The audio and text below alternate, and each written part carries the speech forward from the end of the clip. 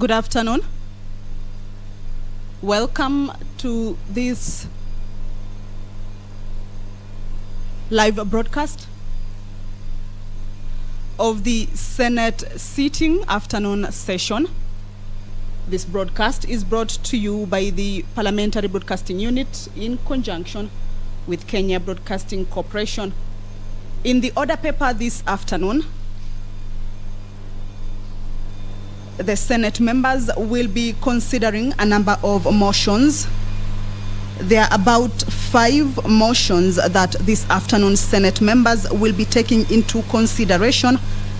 Some of the motions include the adoption of the first progress report of the Standing Committee on Health on COVID-19 pandemic. They will also be considering the second progress report of the Standing Committee on Health on COVID-19 situation in Kenya, and preliminary findings on the special audit report on the utilization of COVID-19 funds by the county government. These motions are by the chairperson of Standing Committee on Health. There is also the motion on the adoption of the third progress report of the Standing Committee on Health on COVID-19 situation in Kenya and the preliminary findings on the nationwide COVID-19 vaccine rollout. This again is by the chairperson Standing Committee. We also have about 4 bills that will be read for the second time, and there will be division in the House this afternoon. That is, if the House manages to reach the necessary quorum or the right number of members needed for division to take place in the House this afternoon. Some of the bills include the Heritage and Museums Bill.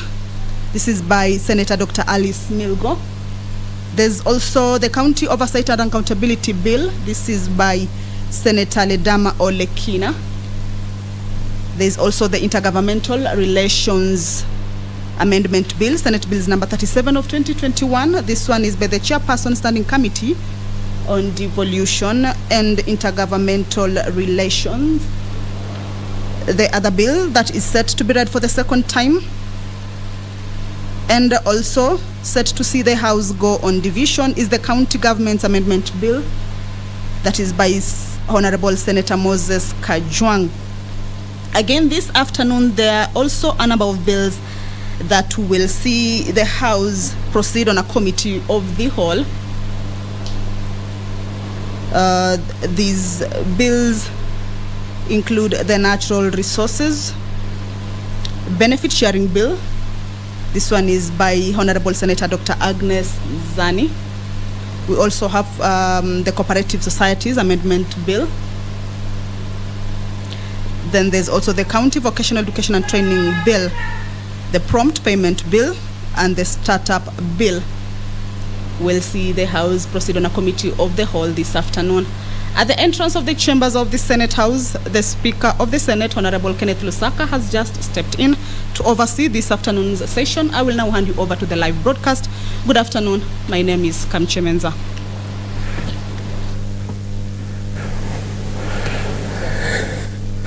Let us pray.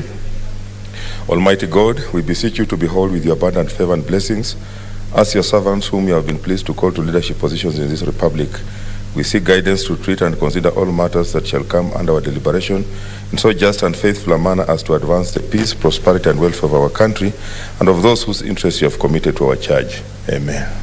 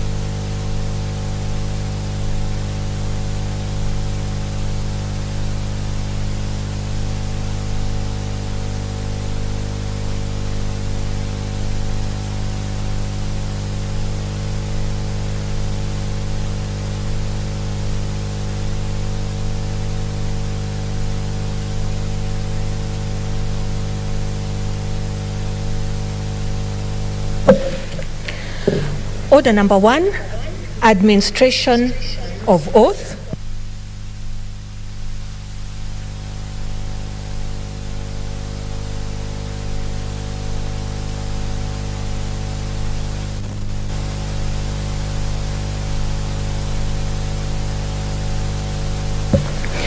Order number 2, communication from the chair. Order number 3, messages. Order number 4, petitions.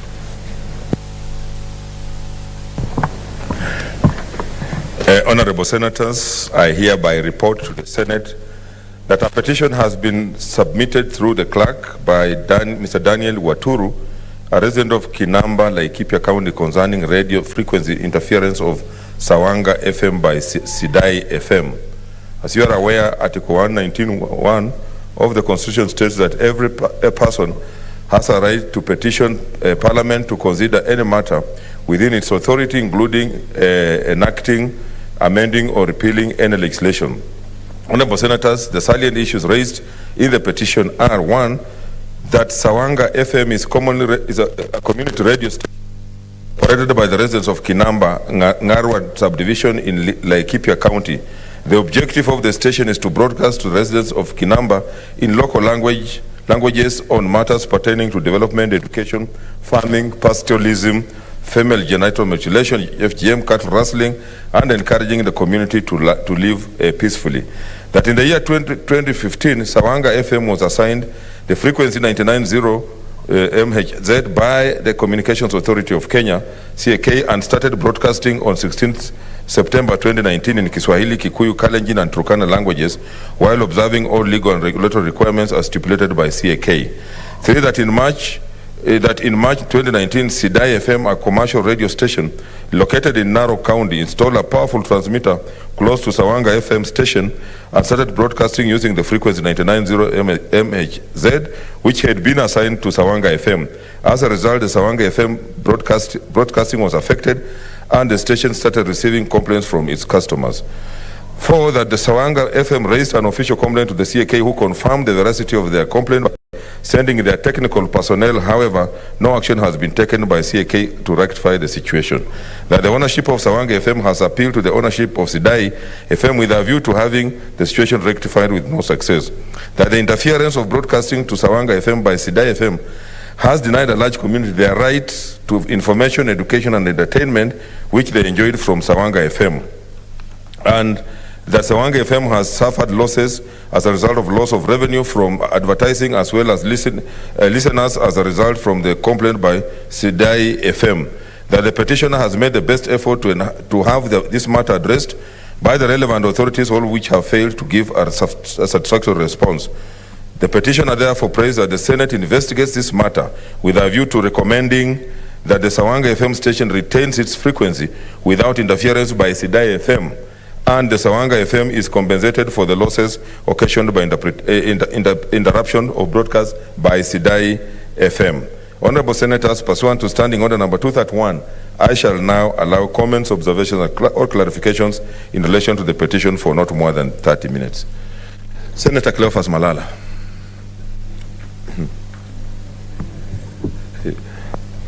Thank you, Mr. Speaker. Mr. Speaker, it's time to comment on the petition from Laikipia County pertaining the hacking of the frequencies of a radio station by one other radio station. Mr. Speaker, I think the mandate of the Communication Authority of Kenya is to regulate the media world, Mr. Speaker. And Mr. Speaker, as we are headed to elections, I think it is very important for the Communications Authority and the Media Council to ensure that they implement all the regulations as pertains to the ICT Act, Mr. Speaker. Mr. Speaker, this does not only stop at radio stations, Mr. Speaker. We have seen even our personal phones being hacked by people who are purported to be in prison, Mr. Speaker. Mr. Speaker, privacy of personal information is very important, Mr. Speaker, and therefore it calls for the regulatory bodies, Mr. Speaker, to ensure that they ensure everything as pertains to protection of personal information or business information is applied to the latter, Mr. Speaker. Mr. Speaker, community radios or community TV stations are very important in our society as for now. They disseminate relevant information to the society. They educate the society. Nowadays, Mr. Speaker, the people in the villages do not wait even to listen to mainstream media. They depend on community radios, Mr. Speaker. They depend on community televisions. It is important for this House to know that community radios are not even allowed to advertise, to do commercial advertisement, and therefore they do not have even a source of income. And hacking their system is doing a lot of injustice to them, Mr. Speaker. They need to be protected. We have so many community radios which are not commercial radios, which need to be protected.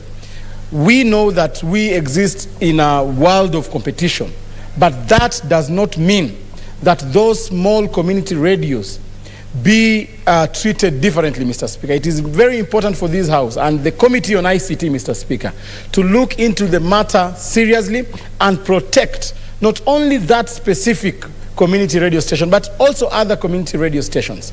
We have the code on which community radios operate on, Mr. Speaker.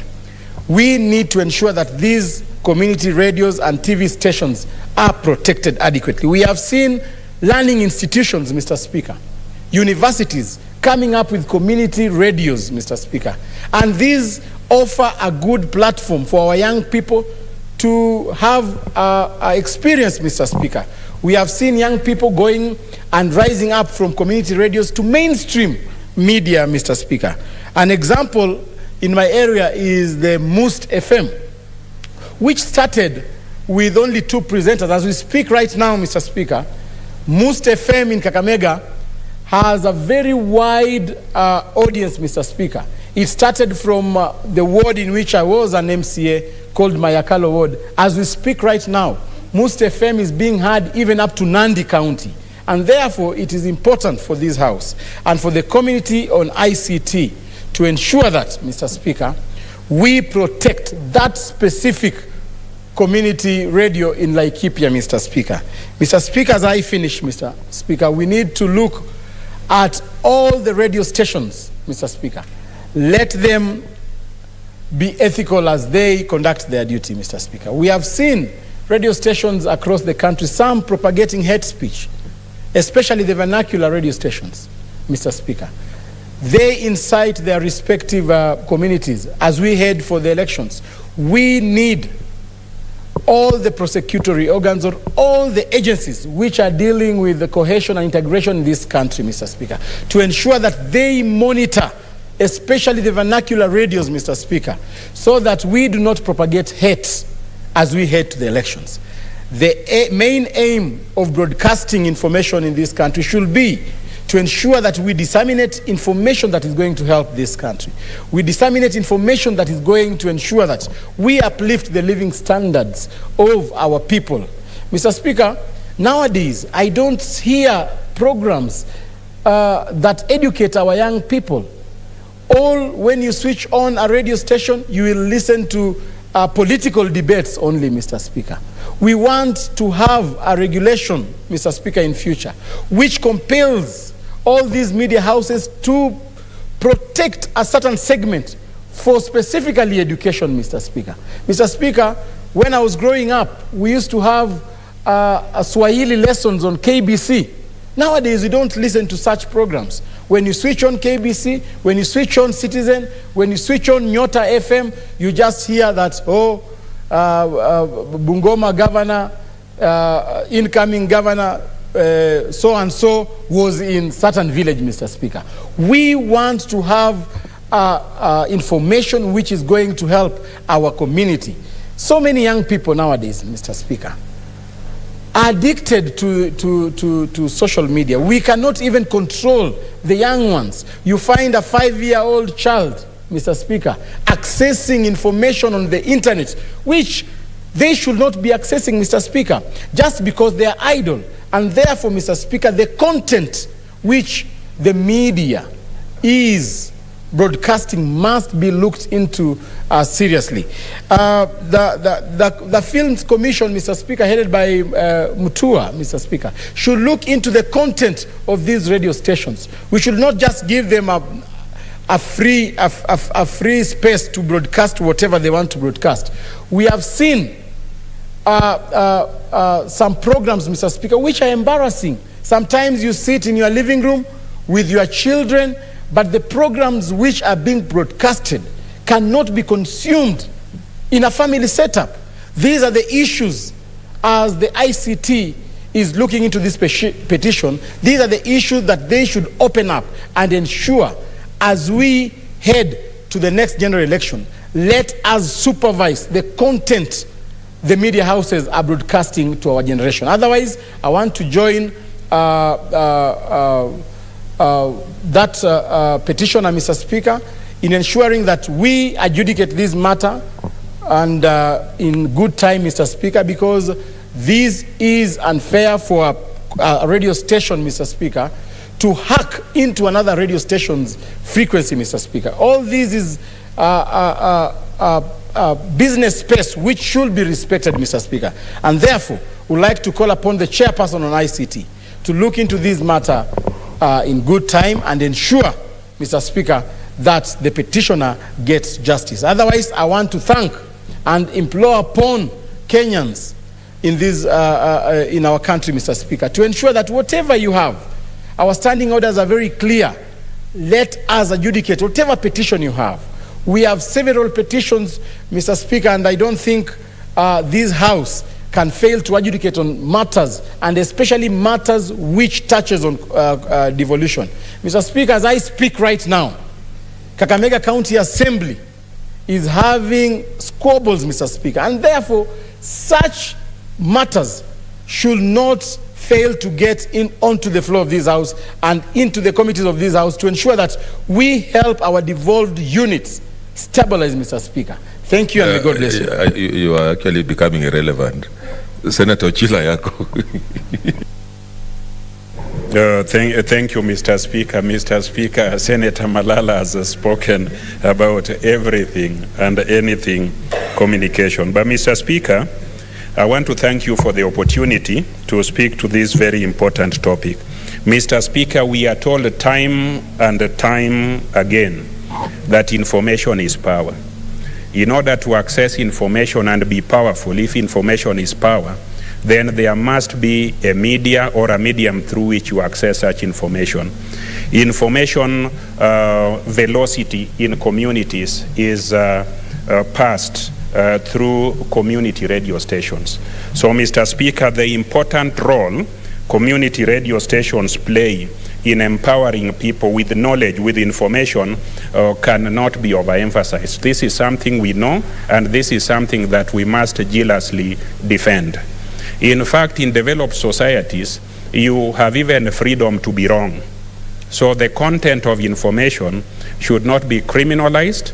The content of information should not be punished. In fact, people should be encouraged to get to know what is correct and distinguish it from what is not correct. So the whole idea of having a regulatory framework is not to mute, it is not to discourage the flow of information. It is supposed to encourage the orderly growth and enhance velocity of information that is consumed by our people. So as this committee looks at what we have before us, I want the committee to find out how is the CA, how is the regulatory authority enhancing communication, enhancing the velocity of the information that is being circulated. Not how it is clamping down on radio stations or how one thing is cannibalizing another thing. So it is important to have a regulatory framework not to hamper our freedom of speech or our freedom of information, but to regulate the way we utilize that freedom, to promote the utilization of that freedom, and to ensure that there are ethics and values that are protected within the environment that communication is shared. So I hope that the committee will, when reporting, tell us whether there are mechanisms to have radio stations set up everywhere, including every village. I am happy that we have a few in Migori. I am unhappy that there is no motivation or encouragement for people to open them up. And I am happy that without a free and alternative ways of consuming or receiving information, a society gets poorer. You get to do things the wrong way. You get not to know what is available that could be of use to you. So, Mr. Speaker, I want to thank the people of Laikipia. I want to thank the petitioner for raising this matter. I hope that the manner in which it will be resolved will increase velocity of and intensity of information, and the regulatory arrangement that is being pursued will not take us back to the dark ages. Thank you, Mr. Speaker. Senator Moses Wetangula.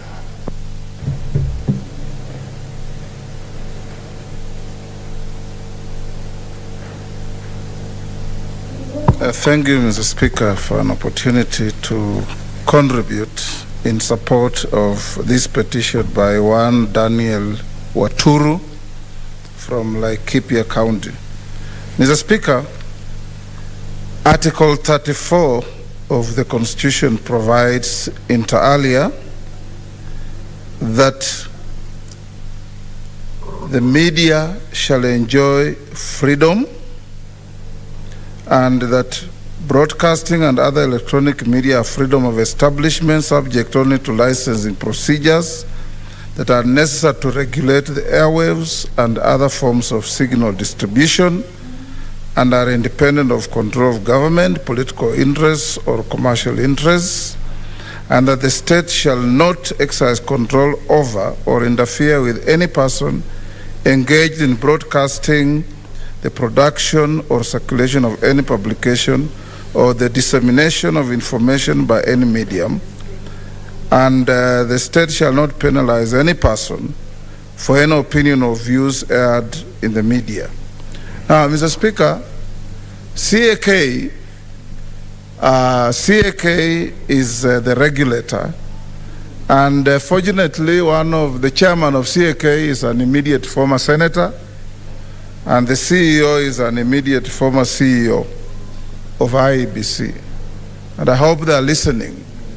That, Mr. Speaker, community radios have become a critical tool in the management of community affairs in matters of security, mobilization of resources, mobilization of social welfare groups, and so on and so forth.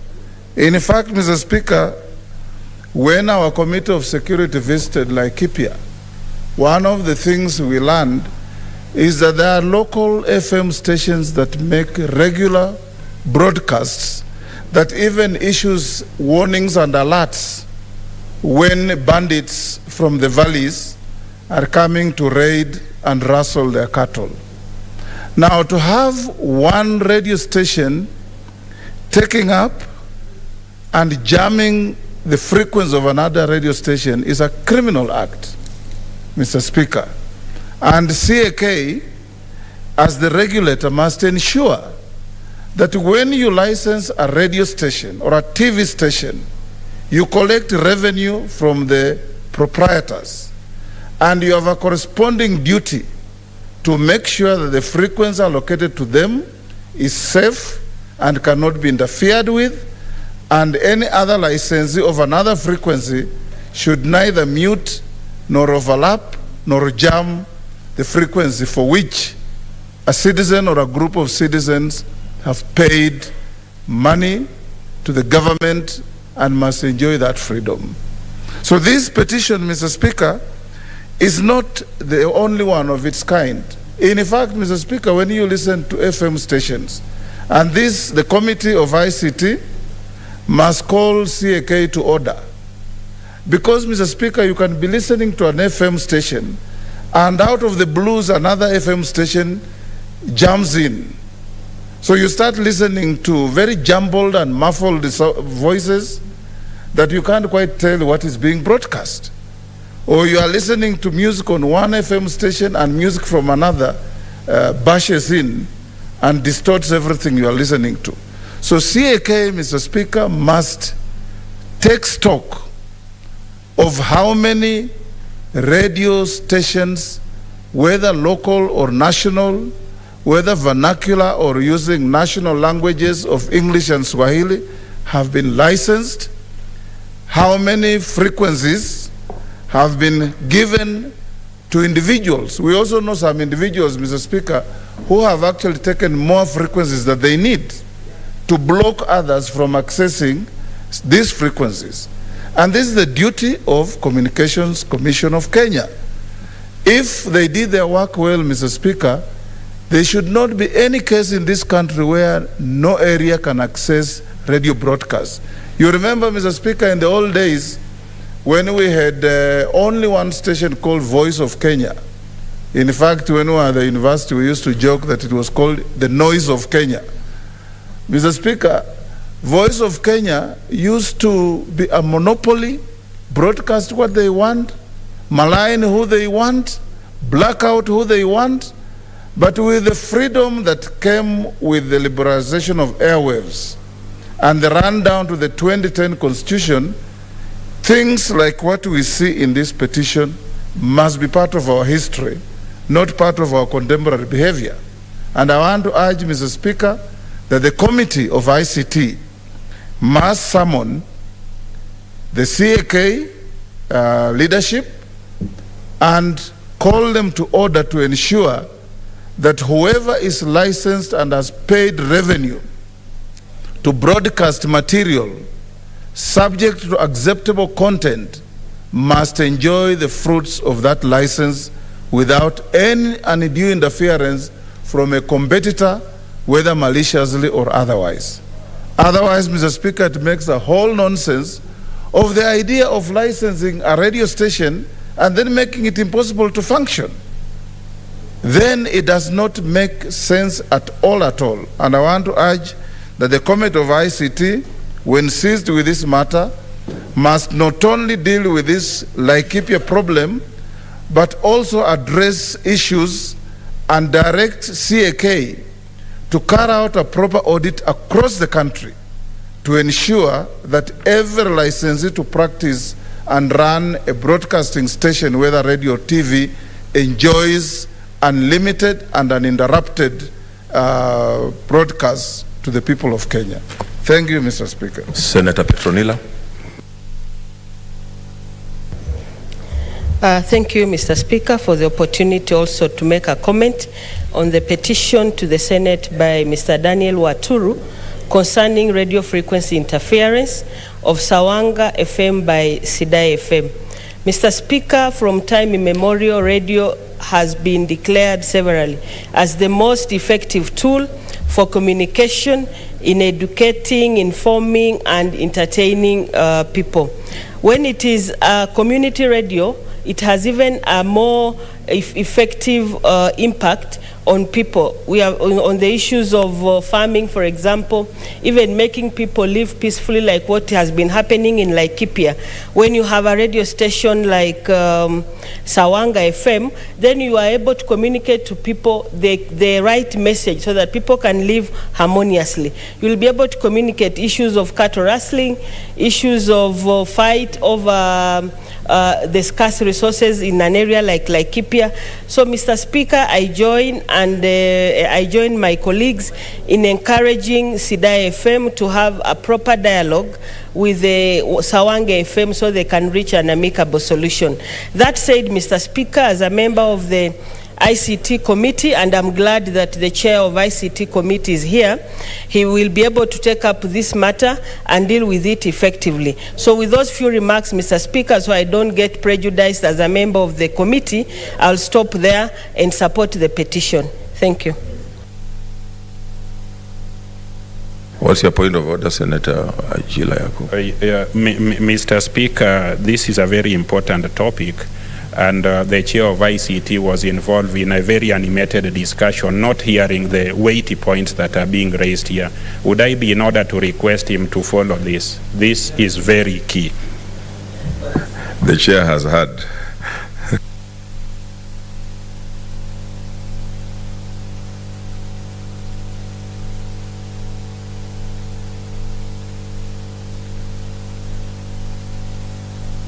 Okay. What's your point of order, Senator Nderitu? Mr. Speaker, just to inform my colleague that I am a member of ICT committee, and I was discussing with the chairman this important statement. We were discussing it, Chair. What's your point of order, Senator Wetangula? Mr. Speaker, our standing orders prohibit members from standing on frivolous points of order or giving information and guising it as a point of order. Mr. Speaker, are you satisfied that the distinguished senator for Laikipia was on a point of order? He was pursuing a misadventure that is far from a point of order, Mr. Speaker. Actually, it was not a point of order. So you are ruled out of order. Senator Abdullahi Ali. Mr. Speaker, it's good that you have informed one of your panel members that they should not stand on frivolous point of orders. I don't know otherwise how they will take care of the House in the absence of this substantive Speaker. Mr. Speaker, I stand to support the petition that it's unfortunate that the Commission is giving out wavelengths, or what do you call it, frequencies to different radio stations. You are told that the 90 which Sawanga was using before, another radio station was given the same frequency, and then they do it on the same wavelength, which are the same frequency, Mr. Speaker. This is very sad. I just read through here that Sawanga was formed by a CBO from a certain Ngarua sub-county in Laikipia. So obviously, from my understanding of that area, they have already stated that it was telling the people in Kikuyu, Turkana, Kiswahili. Is there a reason why a radio station from Narok should come there? Is there some community in that area which was denied to be part of Sawanga? Was that a reason? Without prejudice, Mr. Speaker, don't want to go into what really caused this, but I will ask the committee to look into it fairly and see what caused that, because I don't understand why the Commission should give a frequency to a radio station in Narok to come to Laikipia, to come and announce, and overshadow the other one. So obviously there's something fishy here.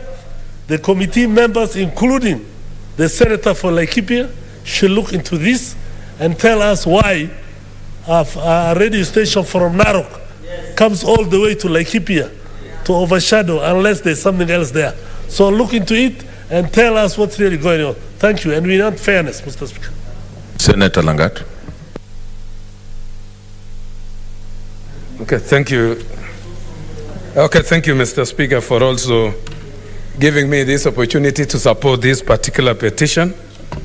And I want to say that it is quite unfair that the Sawanga radio station, or Radio FM, has been shortchanged by, I think, Sidai FM in one way or another.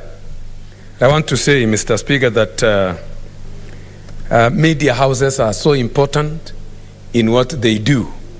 And whenever they deviate from the same, the disaster is equal to what they could do very well to the society. I'm always aware that the functions of the mainstream media is always to educate the society in whatever it's happening. More often than not, also in weekly basis, they also do set agenda that people normally discuss in terms of participating and contribution of ideas. So if any radio station can set an agenda in a different context, that one is grievous.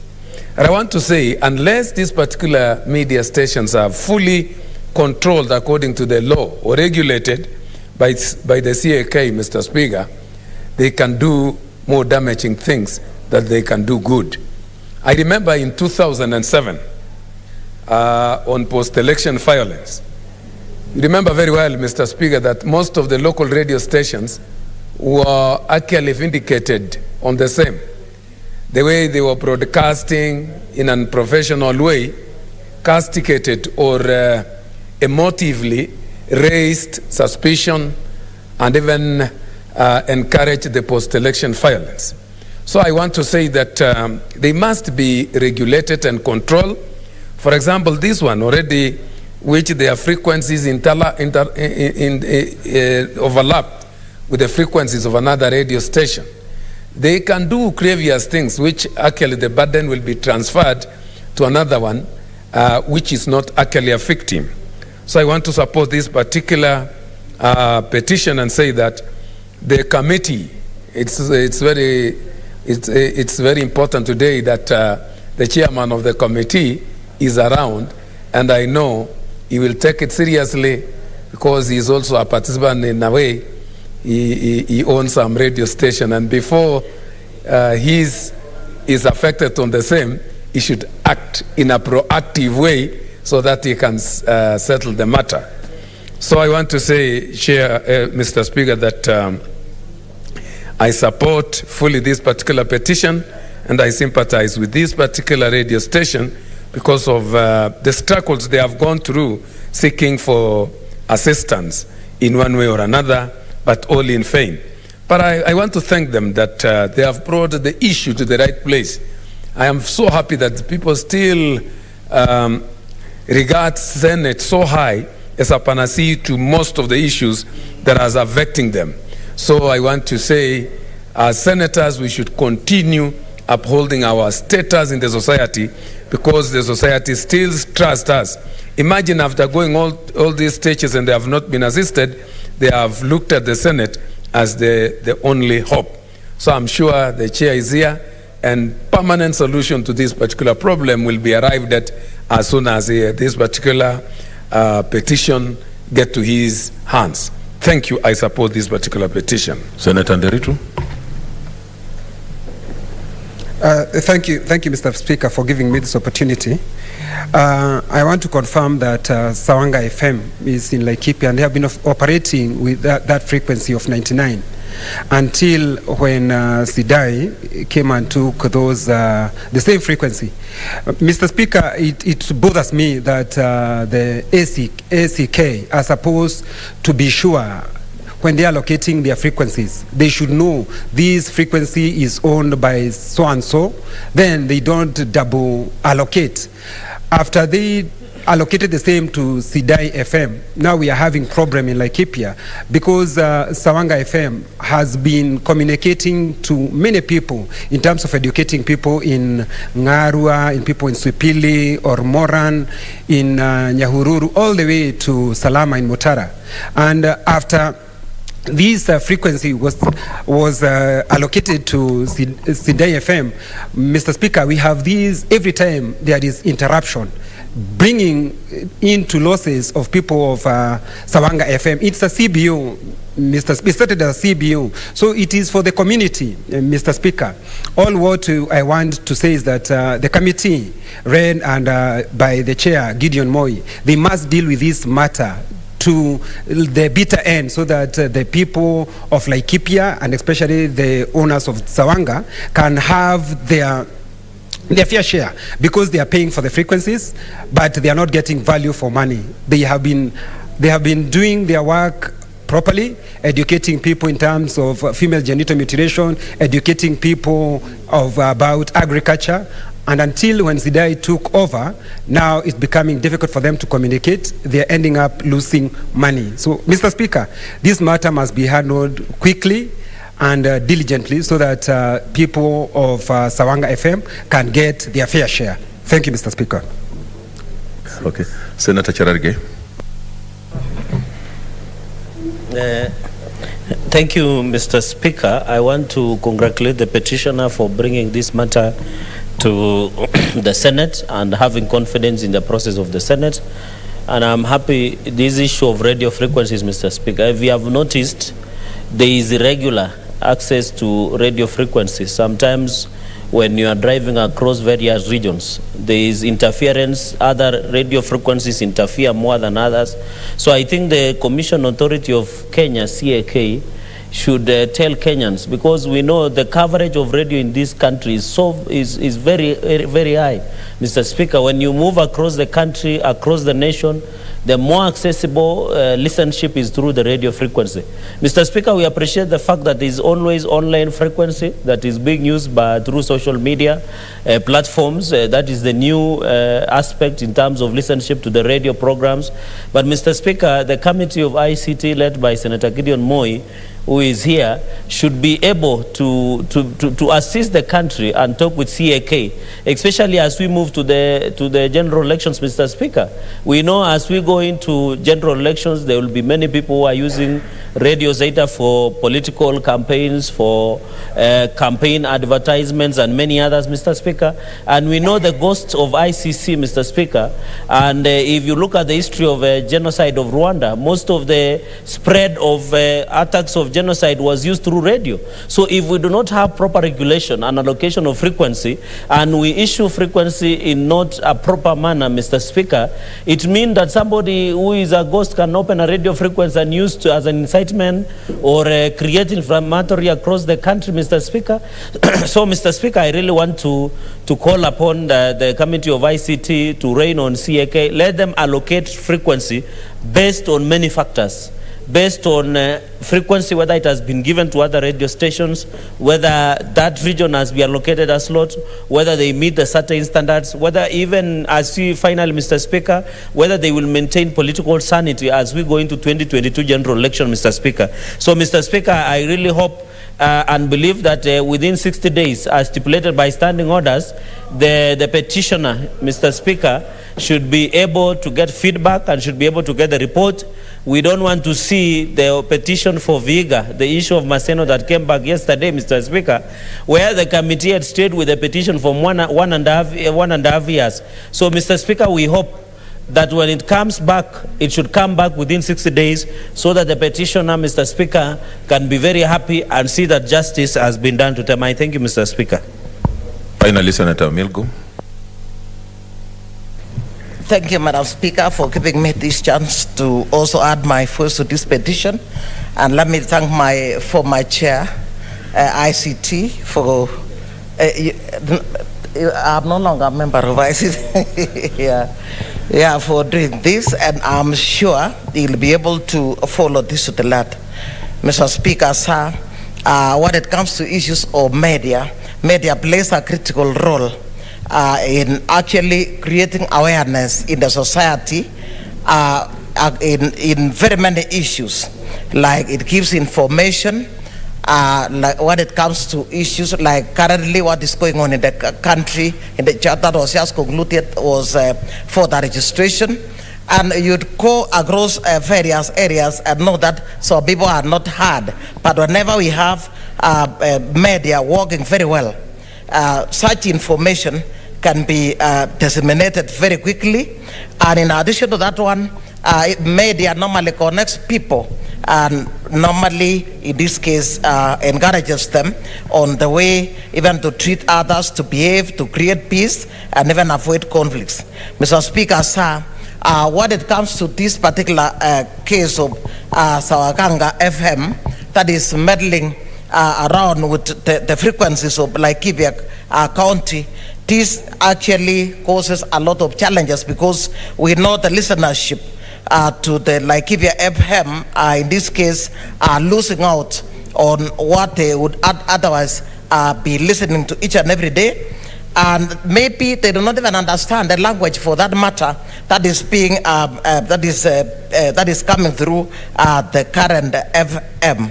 Mr. Speaker, sir, Communications Authority of Kenya is a culprit. In most cases, I was a long time for a long time I was a member of ICT, and I did realize that they would promise that they are actually controlling frequencies in such areas. They would promise that they have even distributed 2G frequencies, and when you go to such areas, you find that there was nothing. Mr. Speaker, sir, if you'd go to areas like Malapa, for example, and Turkana areas, the northern areas, you find that there is a lot of overlap of frequencies from Uganda and Kenya, and in most cases, normally people are put in the dark when it comes to listening to news or even information that would otherwise have assisted them in very many ways. I am sure that this petition will be sent to the ICT committee, and Senator Gideon Moi is equal to the task. I know how we normally handle issues very well, and I know he'll get to the root cause of this matter and be able to establish so that the Laikipia people and those from the other Maasai region will not come in conflict again about issues or FM, or in this case media, while at the same time they have been in conflicts when it comes to issues cattle rustling. Mr. Speaker, I support this petition. Okay, Honorable Senators, pursuant to Standing Order number 2321, the petition should be committed to the relevant standing committee for its consideration. In this case, I direct that the petition be committed to the Standing Committee on Information and Communication. In terms of Standing Order 2322, the committee is required in not more than 60 calendar days from the time of reading the prayer to respond to the petitioner by way of report addressed to the petitioner and laid on the table of the Senate. I thank you. Next order. Order number 5, papers. Senator Gideon Moi.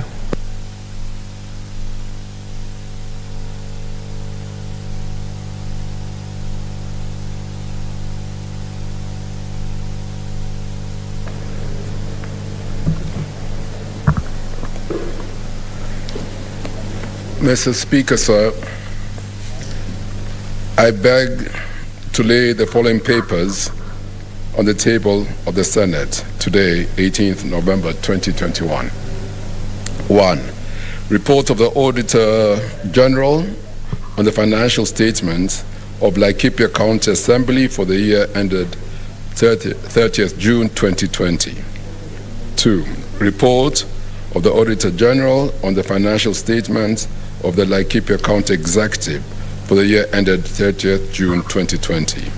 3. Report of the Auditor General on the financial statements of Kwale County Assembly for the year ended 30th June 2020. 4. Report of the Auditor General on the financial statements of Kwale County Executive for the year ended 30th June 2020. 5. Report of the Auditor General on the financial statements of Kilifi County Assembly for the year ended 30th June 2020. 5. Report of the Auditor General on the financial statements of Kilifi County Executive for the year ended 30th June 2020. 6. Report of the Auditor General on the financial statements of Nyeri County Assembly for the year ended 30th June 2020. 7.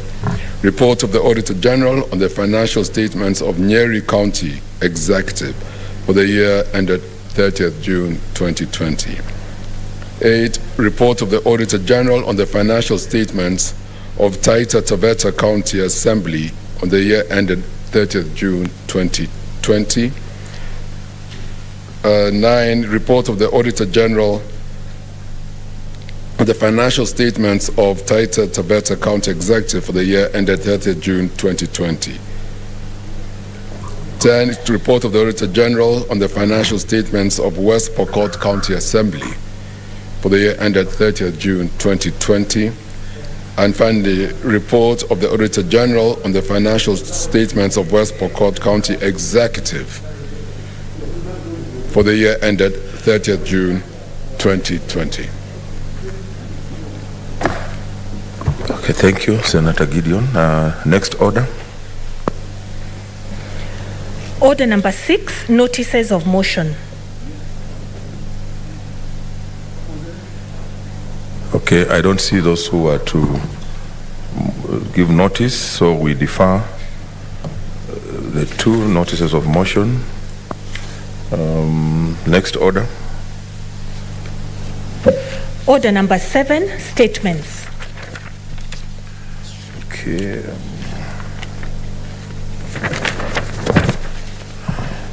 Statement, Senator Isaac Ngugi Githu. Not there, deferred. It's online, okay. Senator Ngugi.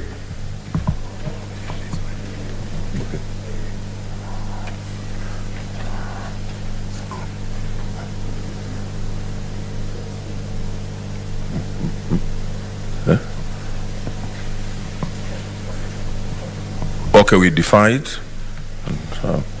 Senator Taita Taveta, Senator Jones Mwaruma.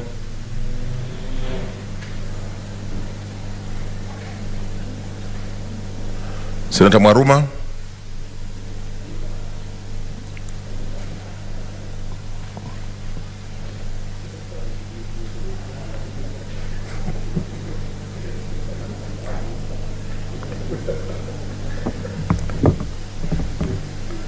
Senator Mwaruma.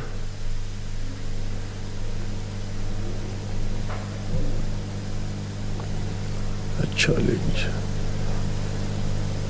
There seems to be a challenge. Okay.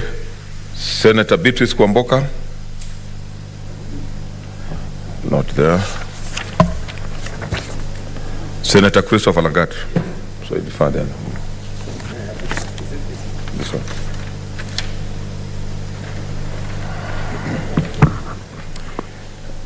Thank you, Mr. Speaker. Sir, I rise pursuant to the Standing Order 48-1 to seek a statement from the Standing Committee on Labor and Social Welfare regarding claims of discrimination against locals on job opportunities by Bomet University. In the statement, Mr. Speaker, sir, the committee should, 1, investigate claims of discrimination by the university administration regarding the sacking of non-skilled locals who have been working as casuals since the inception of the university and have since been replaced by non-locals. Number 2, the committee should state whether the recruitments at the institutions have met the criteria of regional and ethnic balance as is required by Articles 10, 2B, 27.4, 56C, and 232.1, H, and 1 of the Constitution. Number 3, Mr. Speaker, they should provide a comprehensive details of the employees with regard to the rank, designation, and ethnic origin. And lastly, they should outline measures taken by the Commission of University Education, if any, to intervene where there has been blatant disregard of the law in recruitments at the University of Bomet. Thank you, Mr. Speaker. Senator Malala.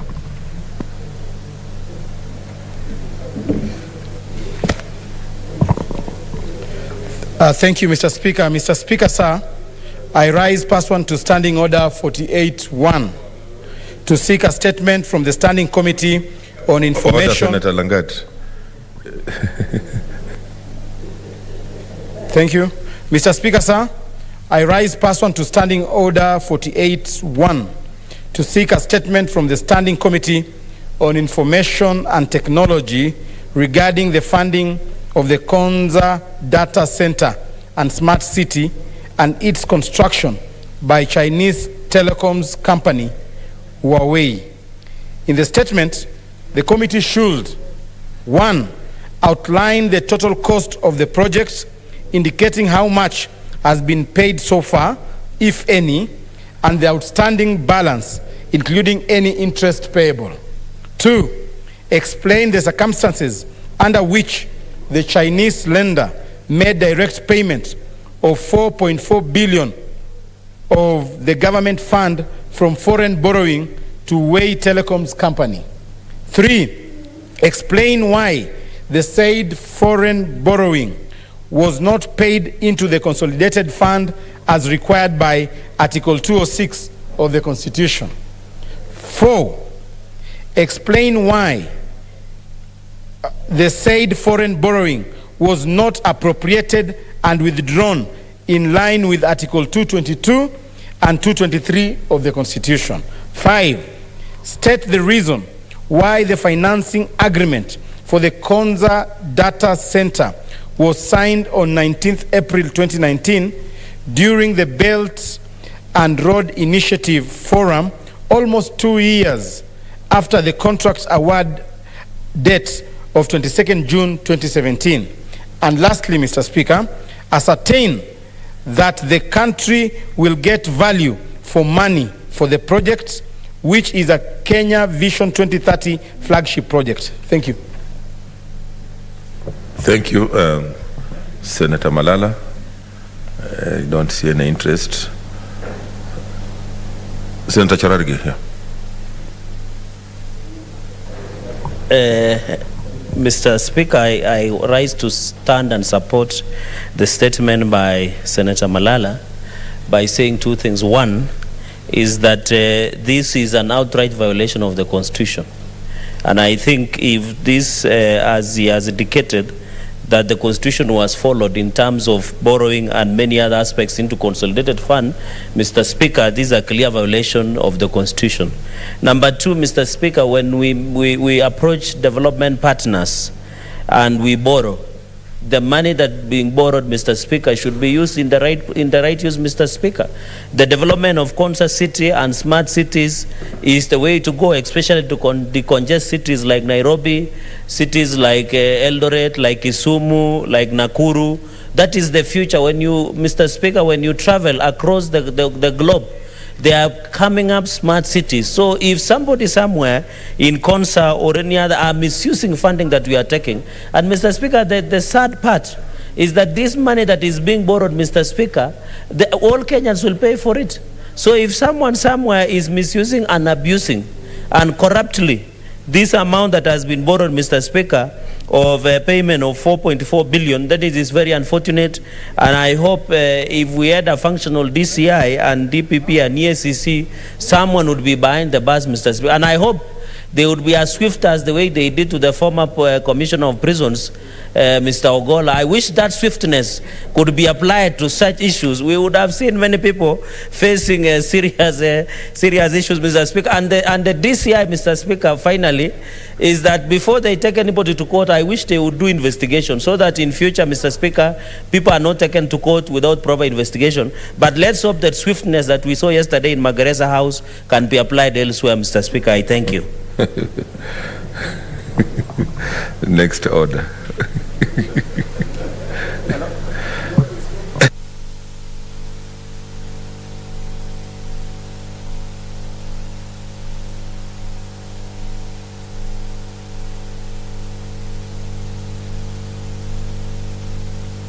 Okay, yes, Senator Chararge, why are you standing up?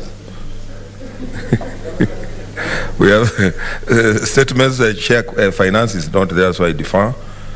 Chair Health is not there, I defer. The Chair Standing Committee on Information is ready. Senator Gideon.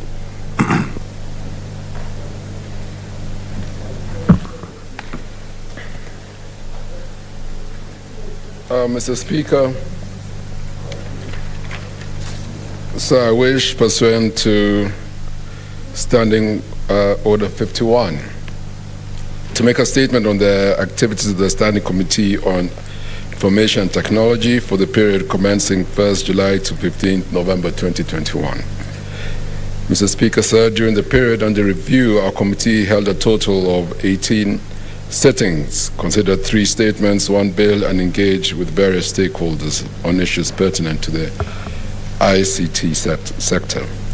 Mr. Speaker, sir, the committee met with the Cabinet Secretary for the Ministry of ICT, Innovation and Youth Affairs, and the Committee and the Commission on Administrative of Justice to consider the statement on the status of the access to information regulations. Yes, Senator Gideon, I think the senators are saying that they can't hear you well, so maybe you raise your voice a bit. Volume. And you're in charge of volumes. So. Yes. On the status of the Access to Information regulation under the Access to Information Act, as requested by Senator Samson Cherargei.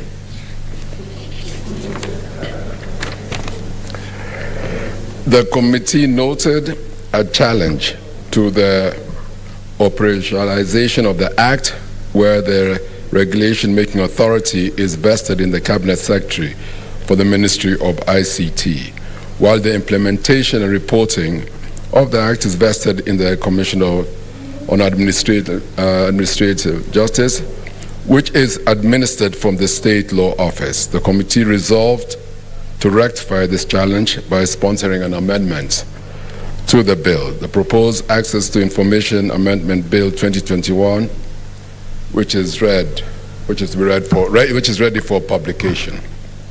Mr. Speaker, sir, subsequently, the committee considered the statement on the protection of personal data by technology companies as requested by Senator Samson Cherargei. The committee met with the Cabinet Secretary for the Ministry of ICT and the Office of the Data Protection Commission. The committee is happy to report that the measures are in place to ensure the security of the personal data of all Kenyans. Mr. Speaker, sir, the committee is currently considering a statement on alleged monopolistic practices by telecommunications company Safaricom PLC as requested by Senator Petronila Were Logorio from Baringo County. To this end, the committee has met with the Competition Authority of Kenya, mobile networks operators, Airtel Kenya, Telcom Kenya, Safaricom Limited, and the Ministry of ICT, of Innovation and Youth Affairs. 7, the issue of competition in Kenya's telecommunications sector is a recurrent issue that calls for continuous interrogation as mobile phone penetration in the country stands high. At the heart of this matter is ensuring that Kenyans across the country have affordable access to all mobile networks. The committee is set to meet with the National Treasury and the Central Bank of Kenya to delve into the issues of mobile money interoperability. Mr. Speaker, sir, the committee considered and passed without amendment the Office of the County Printer Bill 2021. The bill seeks to establish the office of the county printer in each county, which shall be responsible for printing and publishing a county gazette, as well as advising the county government on all matters relating to printing and publication of documents. 9, with respect to regulations, the committee held a retreat with the Office of the Data Protection Commission to review draft regulations, namely the Data Protection General Regulations 2021, the Data Protection Regulations 2021, the Data Protection Compliance and Enforcement Regulations 2021. The regulations that are in draft format and the first regulations towards the operationalization of the Data Protection Act 2019 and the Office of the Data Protection Commissioner. Mr. Speaker, sir, in the execution of its oversight mandate over the ICT sector, the committee resolved to periodically meet with semi-autonomous government agencies and the Committee to Oversight. In the period under review, the committee met with the Kenya Institute of Mass Communication to deliberate on the progress of the Institute. The committee noted achievements of the Institute, including the launch of a radio station, but took note that there is room to innovate and improve offerings from the school through collaboration with stakeholders in the mass media. 11, the committee conducted an inspection visit to Konza Technopolis. This was a follow-up visit from the committee's first visited in 2018. The committee noted significant progress in the implementation of Phase 1 of the Konza master plan, including the completion and occupation of the office block, and most notably, the operationalization of the National Data Center that is available for use by government agency. 12, the committee met with the Commission Authority of Kenya, CAK, to deliberate on the status of connectivity in the county in relation to election preparedness. As this House is aware, the Committee of the 12th Parliament made connectivity that enables a minimum of second generation 2G for every Kenyan its primary priority. Mr. Speaker, this is even more paramount as the country prepares to issue licenses for the 5th generation 5G connection. We are happy to report that with the implementation of phase 2 of the Universal Service Fund, USF, funded last mile connectivity projects, only 279 sub-locations will have less than 50% coverage. Mr. Speaker, sir, as innovation in technology is largely private sector driven, the committee has been committed to creating a conducive policy and regulatory environment for business to thrive. The committee has engaged with digital taxi hiring service providers on the proposed National Transport and Safety Authority Transport Network Company regulations.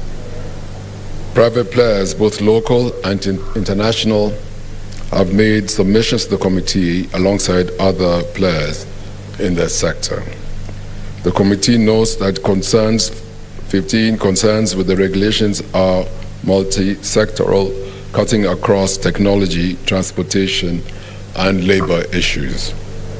It noted that the disruptions in the transportation industry are a glimpse of larger disruptions set to occur in every industry. This case study will set a tone and influence national dialogue on the future of work and gig work. Mr. Speaker, sir, concerning agri-tech, the committee met with liquid intelligence technologies who are deploying Internet of Things, IoT-based solutions to enable smart agriculture. In the context of climate change, agri-tech presents an opportunity to revolutionize agriculture and improve yields through sustainable agriculture. Mr. Speaker, sir, in the 6th session of the 12th Parliament, the committee intends to conclude the statement on alleged monopolistic practice by Safaricom PLC and report to the Senate. Continue to oversight the implementation of the Universal Service Fund connectivity projects. C, facilitate dialogue on the regulation of digital taxi hailing services and conduct inspection visits in various counties to inspect connectivity, the implementation of the digital literacy program, and the rollout of the national optical fiber backbone infrastructure. Thank you. Thank you, Senator Petronila.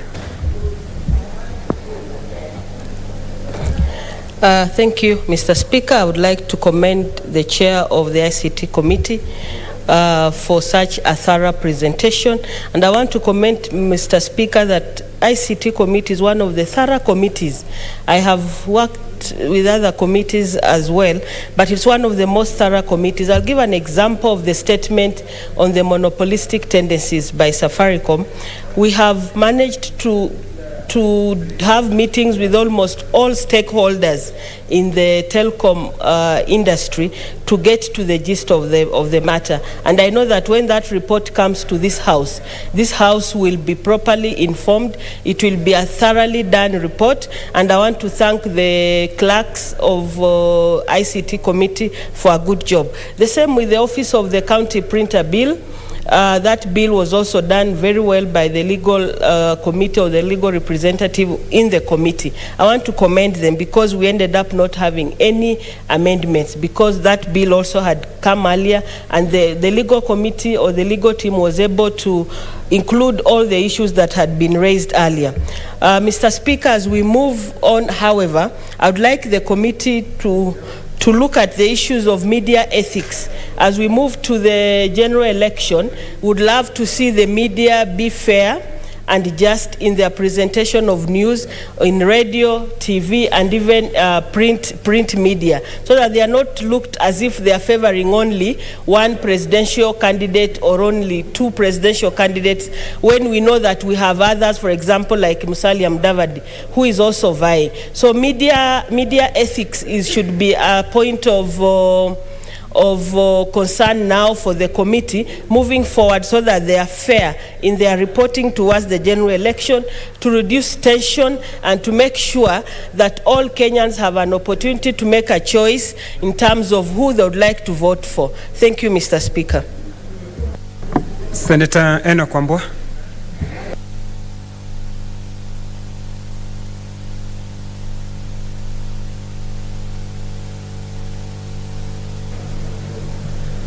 Thank you, Mr. Speaker. Mr. Speaker, I also rise in support of the quarterly report, the chairman of ICT, where I also sit.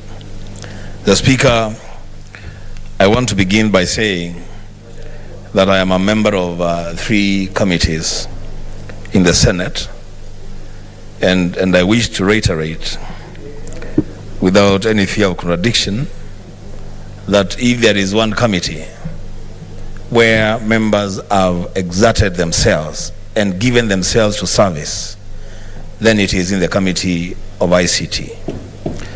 Mr. Speaker, I have just heard the Senator for Nandi, who is now engaging my chairman and taking away his attention from my presentation. I've heard the Senator of Nandi contributing to a statement from the Senator of Kakamega on Konza City, pushing a very dangerous narrative, saying that he would want to see people arrested on account of an audit query. Mr. Speaker, if people are going to be arrested on account of audit queries, then there will be nobody left in offices to work. The thing to do is to make sure that, because that matter is now properly before a very competent committee of the Senate, that matter shall be prosecuted properly, and the truth shall be brought to light. Mr. Speaker, I want to specifically mention the issue of the statement that was actually brought to the committee by Senator Were, which the committee has really done a very thorough job on, and which is awaiting a final report of the committee. The statement on the alleged monopolistic tendencies of Safaricom. Mr. Speaker, that is one statement that has elicited a lot of positive interaction between the committee and stakeholders in the industry. I really like the submissions that have been made available to the committee by Telkom Kenya, by Airtel, by Safaricom itself, by the Ministry of ICT, by the Communications Authority of Kenya, Competition Authority, and Mr. Speaker, the committee has been able to really get inside information about the performance of Safaricom. Order members. Senator consulting Lawtons, please. Thank you, Mr. Speaker, for coming to my rescue. You know, Senator Cheruiyot is very excited to see Senator Gideon in the House. He can't sit pretty, on his chair. Thank you, Mr. Speaker. Mr. Speaker, I want to conclude by saying that on this matter of of Safaricom. And the chairman has said that the committee is going to be retreating to do a report on the operations of Safaricom on alleged abuse of a status and attendant issues around pricing. Mr. Speaker, this committee will do a thorough job on that report, a thorough job. And the interest of that person who buys airtime worth 20 shillings will be at the heart of the decision, the final report of this committee. The Speaker, I thank you. Senator Moses Wetangula.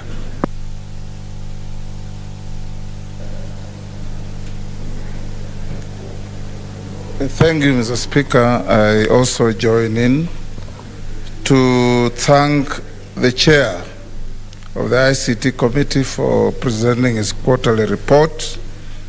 And it's clear that the committee has been active, doing some positive work. Going to the future, Mr. Speaker, I would want to urge the committee to pay some attention to online lending, which, Mr. Speaker, is commonly called Fuliza. I'm sure, Mr. Speaker, every time you want to send some money to somebody, they quickly send you a message and say, don't send on this number, send on this one. Because the one they tell you not to send has a Fuliza loan. And these Fuliza loans, Mr. Speaker, are not being controlled by the central bank. So they charge interest that cumulatively is very punitive. What is it, Senator Sakaja? Okay. Yeah, we are told, Mr. Speaker, that online lending is now choking about 430 billion is it in a year? Yeah, that's very substantial sums of money, Mr. Speaker, and it is helping the ordinary people because they borrow in small bits and pieces of shillings, but the cumulative total of interest paid is unconscionable. It's actually Shylock interest. I also want to urge, Mr. Speaker, that when the chairman walked in, we were dealing with a statement from Laikipia where CAK seems to be not paying sufficient attention to protection of frequencies that are given out to individuals or groups that pay for community radios and other electronic communications. That again is an area, Mr. Speaker, that the committee should ensure that there are no overlapping of frequencies, that there is no jamming of one frequency by another, and that there is no abuse by those who are bigger against the smaller players in the industry. I say this, Mr. Speaker, because we know that competition always brings quality, competition always brings fairness, and when the regulator makes sure that whether it is Airtel or Safaricom or Orange or any other player, they have to compete fairly so that wananchi get value for money in terms of service delivery. So I want to urge, Mr. Speaker, that as we go to the elections of 2022, the ICT ministry must make sure that the whole country gets a 3G coverage because, Mr. Speaker, transmission of results is going to be electronically done, and we should not have any situation where somebody in Loyangalani cannot transmit results with ease because there is no proper frequency and there's no proper coverage. We want the whole country to be, Mr. Speaker, covered fairly so that we all enjoy the fruits of modernity. Equally important, Mr. Speaker, is the fact that when we go to elections, we must run away and move completely from the suspicions we have had in the past as to whether the transmission of results are doctored, interfered with to create incorrect results, and so on. Last and more important, Mr. Speaker, the committee must also work with the cybercrime section of the police in stamping out, churning out of fake news. Mr. Speaker, fake news is almost overriding our society in terms of communication. People just sit in their sitting rooms and coin fake news and spread them as fast as they possibly can, causing fear, uncertainty, and despondence among the population.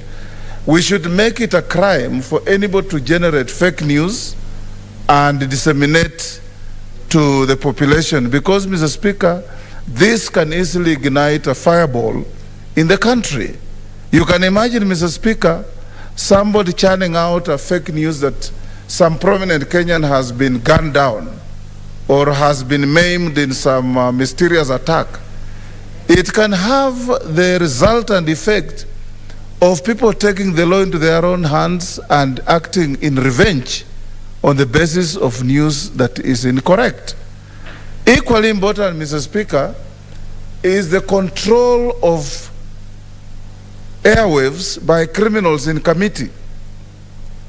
Mr. Speaker, every other day, I'm sure it is true to everybody here, you get a message from a criminal in committee congratulating you for winning a raffle you have never participated in and sending you information that you pay in this account to receive this money.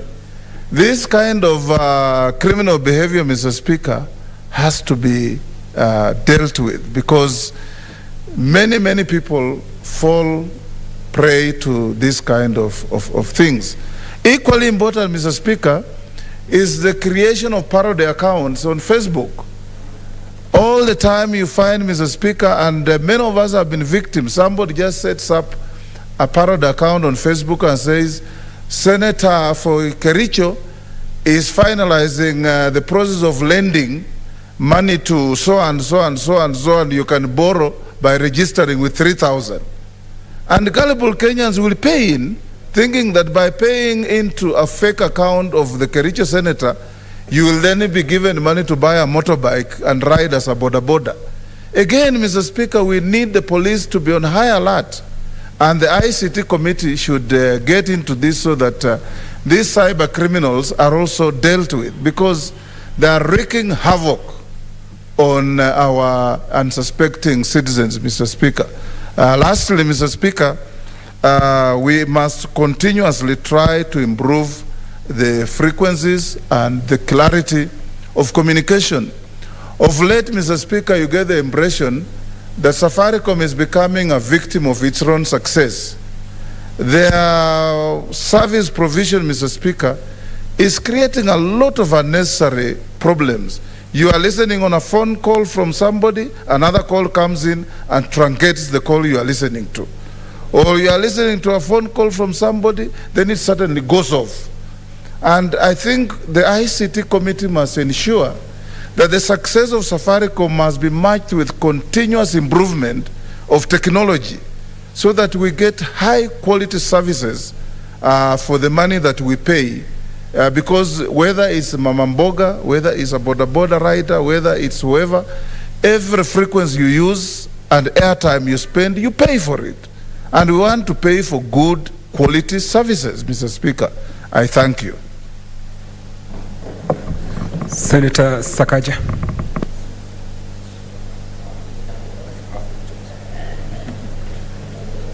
Mr. Speaker, I congratulate the Committee of ICT, led by Senator Gideon Moi, one of our principals in the One Kenya Alliance, and I thank the other principal, Senator Wetangula, for his comments.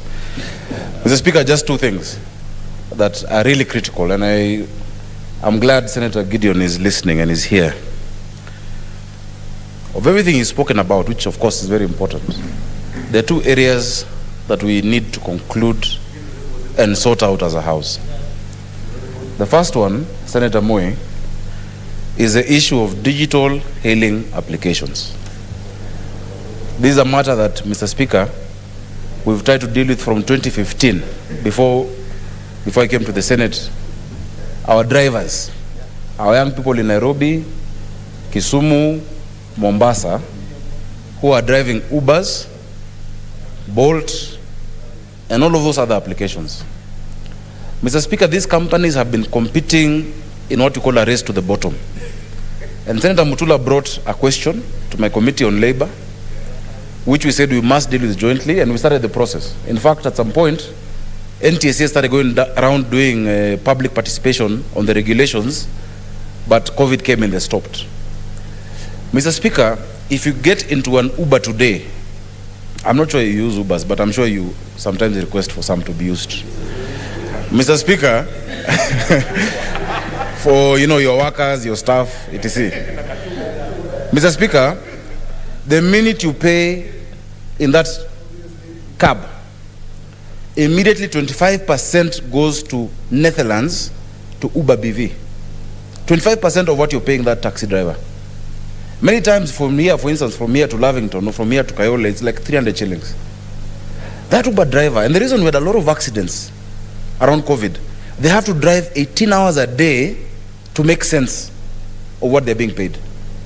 So the first thing we said in the regulations, the draft regulations that came, and I wish the chair of delegated legislation was here, the commission that goes to these companies cannot be 25%. It must be maximum 15% of the commission.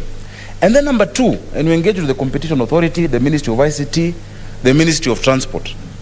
There must be a minimum rate per kilometer and per hour or per minute, because the race to the bottom.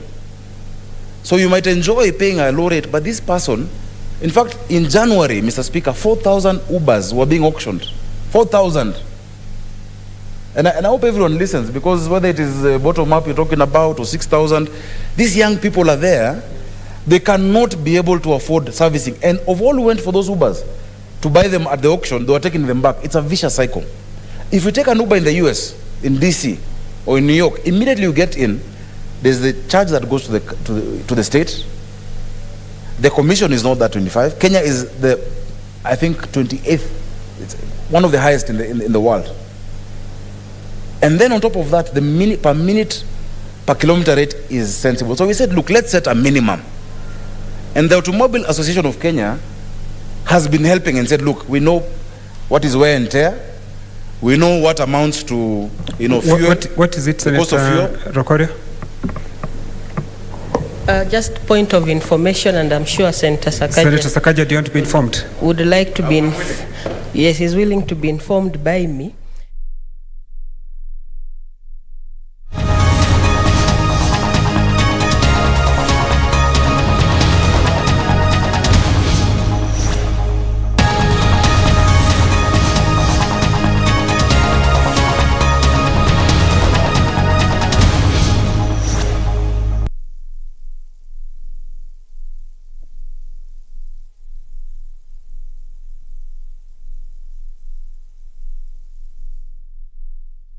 Governance structure in existence in managing schools in the education sector in general. What are the causes of the ongoing unrest in schools across the country? The response is the causes, according to the various task forces and field reports, can be grouped into two. One, school-based factors and other factors. Quickly to the school-based factors, we have congestion in classrooms and dormitories. This could be attributed to the 100% transition policy and the increasing population. Communication breakdown between the students and the administration. Unrest could be a way of communication about underlying irritabilities. Poor communication channels promote violent expression of students' needs. C, drug and substance abuse in schools. This requires a multi-agency approach to address effectively causes of students being under the influence of drugs when engaging in destruction of school property has been reported. D, the school administrative styles. Stringent administrative tendencies could be viewed as oppressive by students today who are mainly used to unlimited freedom in their homes and their parents. This could be a major cause of resentment by students to administration. And then the congested school calendar. That's a long one, Mr. Speaker. I'm sure that is clear to the members. Then we have reduced extracurriculum activities. This is due to the COVID-19 pandemic. Inter-school activities were suspended. This denied the learners who are gifted in various areas and fields an opportunity to engage and interact outside the school environment, besides occasionally allowing the whole school ease of pressures beyond the confines of the school. Then we have inadequate guidance and counseling services. Many schools lack professional counselors. On other factors, Mr. Speaker, the negative influence of the media, TV, and social media that tended to glorify violence. The modern student has easy access to information from the mainstream and social media, and this has on certain occasions had a negative influence on their modeling. Then we have poor school-community relationship. Then we have poor parenting. There is an element of poor role modeling in school children due to parental negligence and absconding of this social duty on the assumption that is being handled by the teacher. Then we have insensitivity to a changing society. The school managers and teachers may be insensitive to the emerging trends in behavioral adaptation of the students. There is therefore possibility of conflicting approaches in addressing behavioral correction by teachers. Then we have poor role models. Many students have experienced gaps in role modeling and draw support from media and peers. Children are crying out for someone to guide them. The father figure is absent in certain cases. This Kenyan society is patriarchal in nature. Therefore, if leadership is absent from fathers, confusion is imminent. That might explain why over 70% of the unrests are reported from boys' schools. Then we have the peer pressure. Mr. Speaker, that one I can skip. Then we have inadequate school inspection services. Due to inadequate capacity to offer inspection services, it is likely that precipitating triggers of unrest are not detected on time, thus failing to arrest them before they occur. Then we have the teacher factors. The law seems to protect the child even in criminal behavior, thereby making teachers hesitant to carry out disciplinary measures. This is made worse by parents who are overprotective of their kids. It is not uncommon to hear a parent remark that their child is innocent even when the school has evidence of misconduct. The second question was, what practical measures is the Ministry of Education pursuing in addressing the current spate of unrest in schools?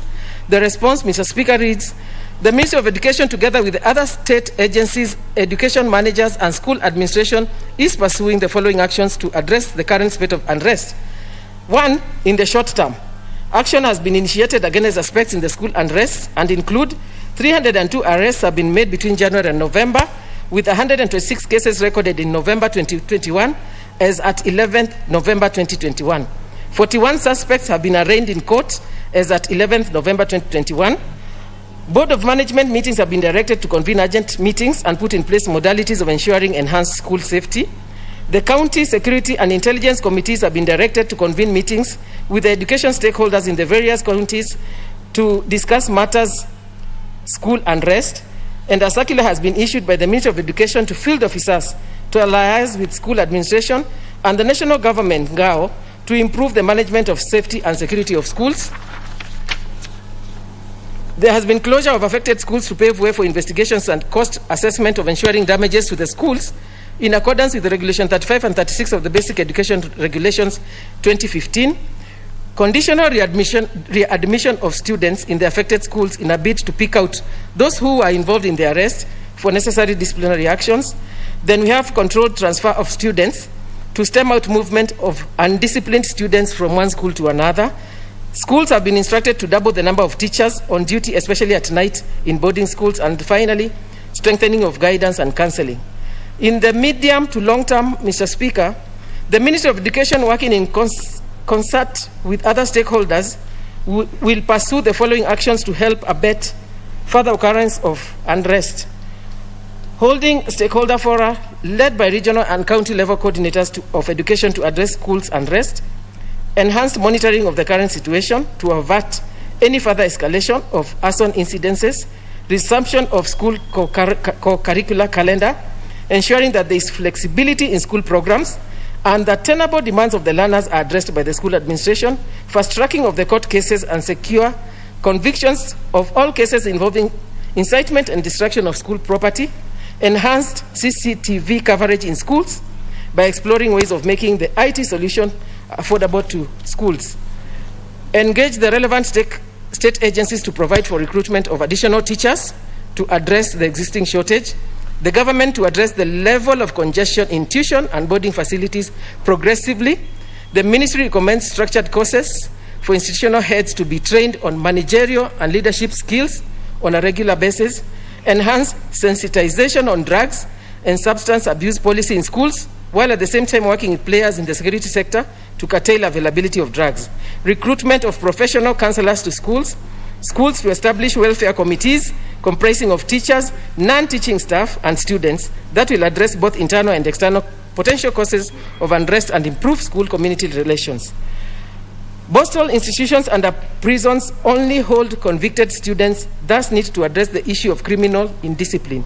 The education correctional institutions envisaged by the BEA 2013 need to be established where student suspects can continue learning as they await verdict. They also do not cover secondary education. The country needs to fully examine critically the place of boarding schools going into the future. Finally, has the ministry involved all relevant stakeholders in addressing and mitigating past and present occurrences of unrest in schools? Mr. Speaker, the response reads, to address the issue of schools unrest, the government has in the past appointed task forces. They include 1, Claire Omolo Task Force, 2, Devi Koech Task Force, 3, Naomi Wangai Task Force. In the course of undertaking the functions assigned to them, the task forces engaged with all stakeholders. The ministry compiled the recommendations of these task forces for action and implementation in 2013. The ministry has therefore engaged with the relevant stakeholders and the recommendations touching on policies, legal, research and monitoring, financing, teachers, schools. And the implementation of the recommendations is at various stages. With me, Mr. Speaker, is a very clear matrix showing the level of the recommendations. And as a committee, we would really urge the Ministry of Education to ensure most of these recommendations are acted upon quickly so that we can have sanity in the sector. Thank you, Mr. Speaker. Honorable Sosian.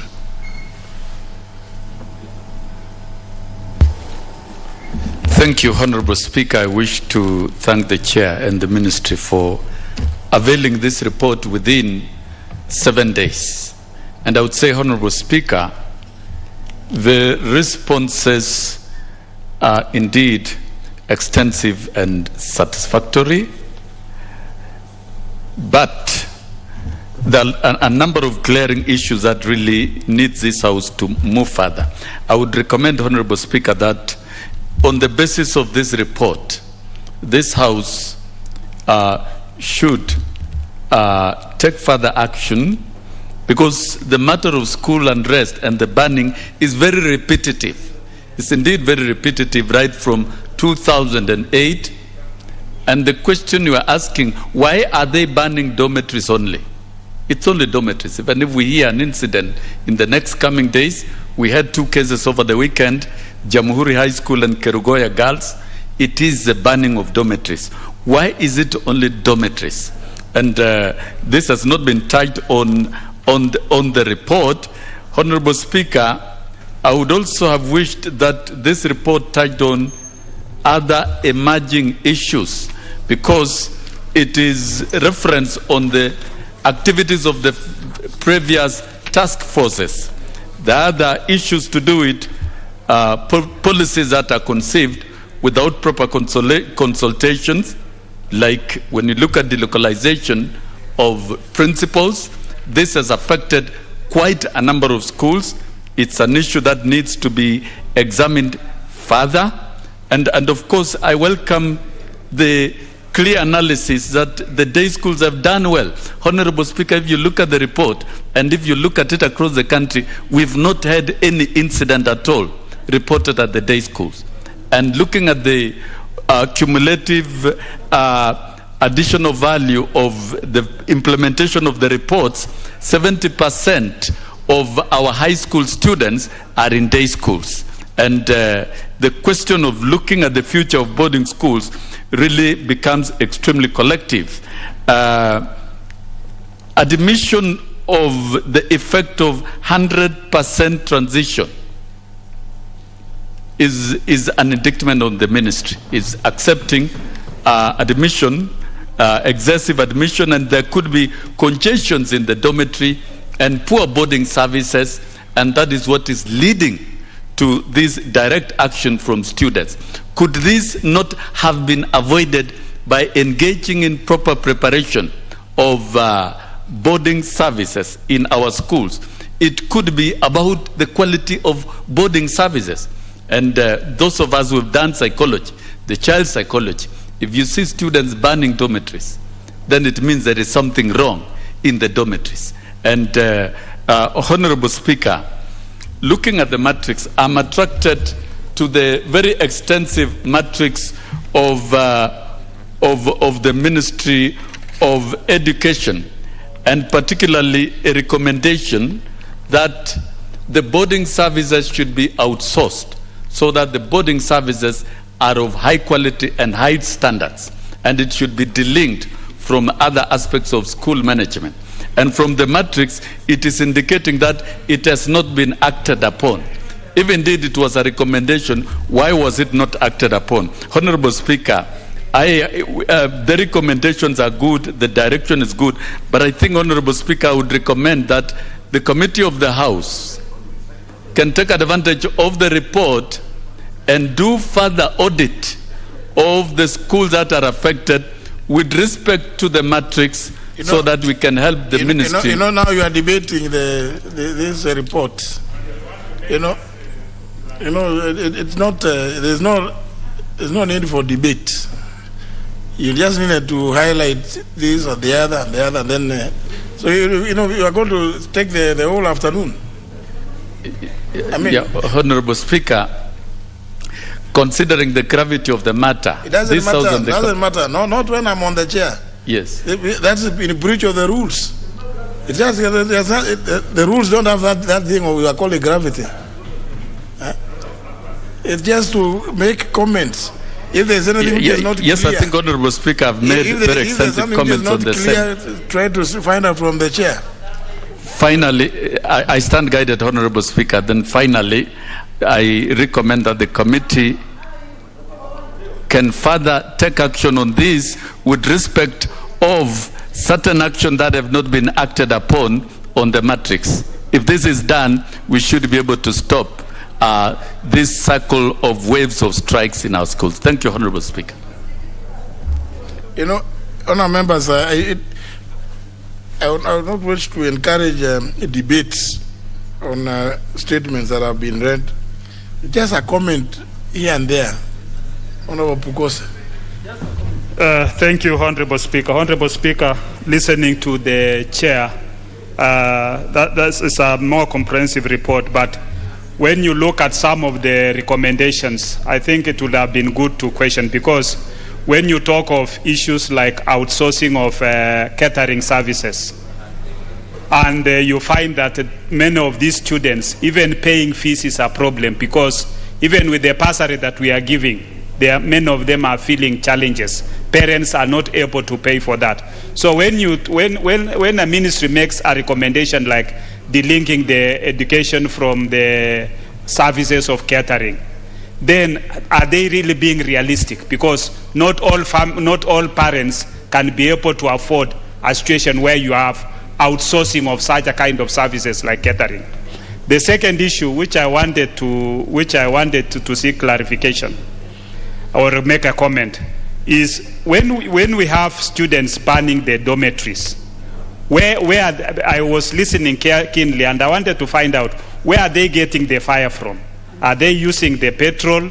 And how does this fire enter into the school? Is there any, because you talked of external factors and also internal factors. Among the external, are there people who have been arrested for taking fire to the schools? Because that bit of it is what I would also want to find clarification. Thank you, Honorable Speaker. But of course, I imagine that what you are raising can only be responded to with the specifics. In this incident, in this school, traces of petrol or something, some other such like substances were found, but it cannot be generic, because it may be that in others, maybe those students and other people who engage in smoking could even have provided the fire. Honorable Wangwe. Thank you very much, Honorable Speaker. Honorable Speaker, I want to comment that that's a comprehensive report. But now, how to move forward, Honorable Speaker? My suggestion is for the House to seize this report and work on it. It should come back to us, Honorable Speaker, as a full report of the Committee of Education. And then, thereafter, it should now be handed over to the Committee on Implementation, so that we can now really follow up with the very good recommendations to understand, has the ministry implemented the solution, the problems and the solutions as laid down in the statement. Therefore, Honorable Speaker, I'm seeking that the committee takes it up, writes a full report, so that we can really have it into the House as a whole. Thank you, Honorable Speaker. Very well, Honorable Udo. Thank you, Honorable Speaker, and I must commend the Chair of the Education Committee, who happens to be the women rep for my county, for bringing a comprehensive report in this House in a very touchy issue of school fires in this country. Honorable Speaker, I must on record my constituency, Funyula, has had 2 devastating fires. At Galame High School, 5 dormitories have been torched in a spate of 3 months, and 2 dormitories have been torched at Nambovoto Secondary School. While the report is fairly general, gives far-reaching recommendation, I totally agree with the majority whip that the committee needs to go beyond the statement, says the matter at its own volition and own accord, investigate, or in a form of a petition, review these cases thoroughly. Honorable Speaker, the most disappointing case that many times this fire happened, the security organs do not move with speed to analyze in details what caused the fire, what was the, what actually was the main cause of the fire, what was the fuel that fueled the fire.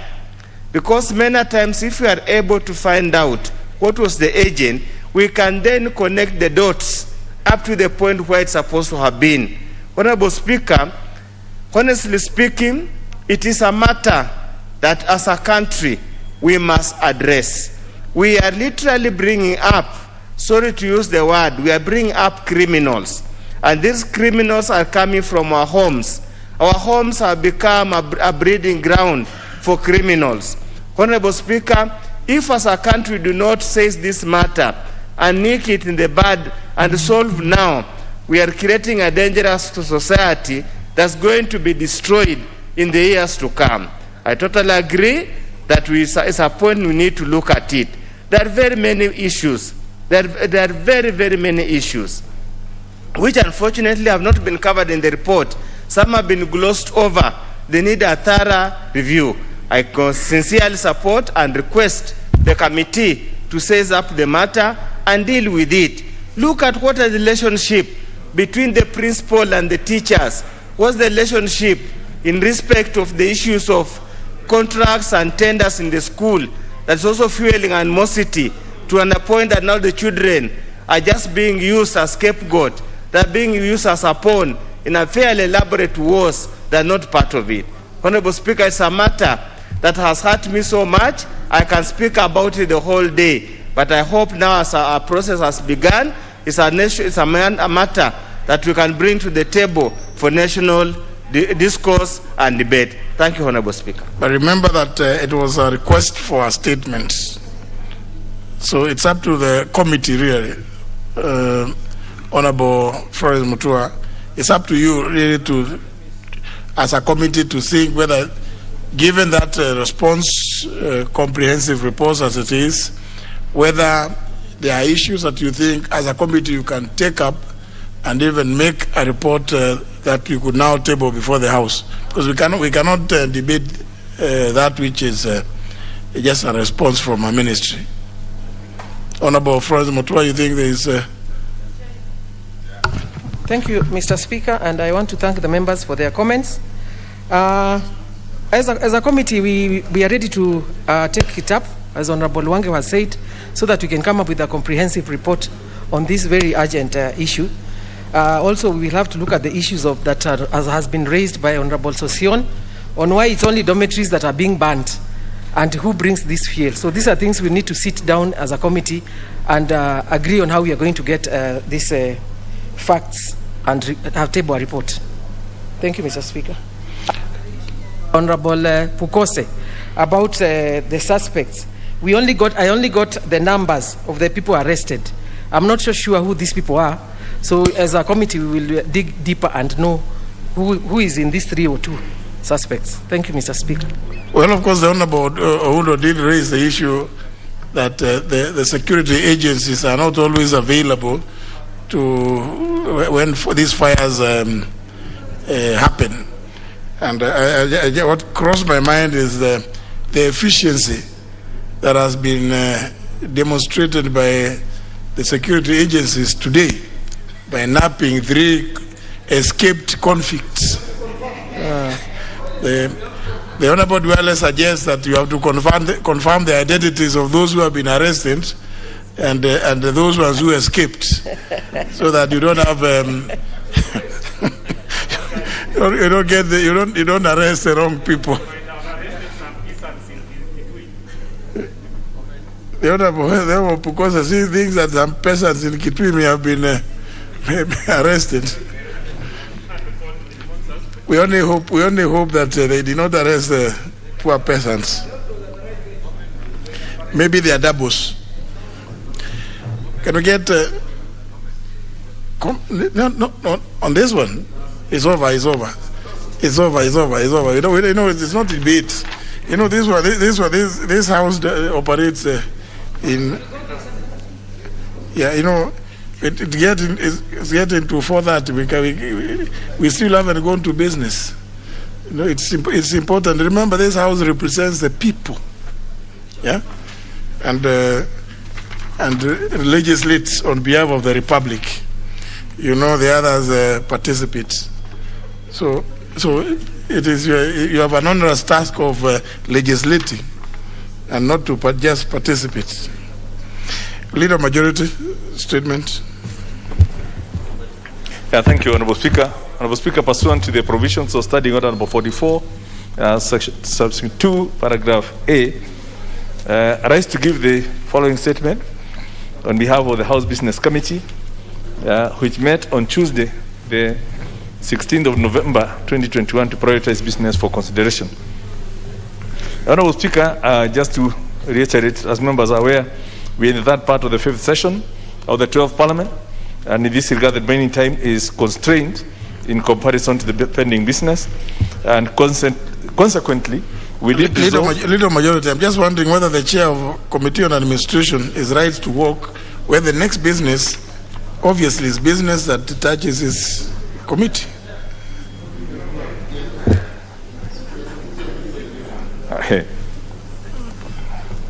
Surely, that business of citizens' registration. Now, we will. Maybe he has not looked at the order paper. I think he has delegated. He said he had delegated. Yeah. To the Honorable Aduma. Yes.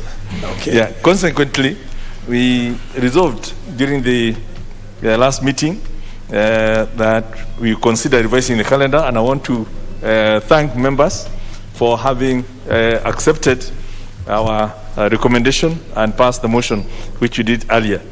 Honourable Speaker, I also do wish to reiterate that the House needs the assistance of the committee's chairpersons and members in expediting the pending business.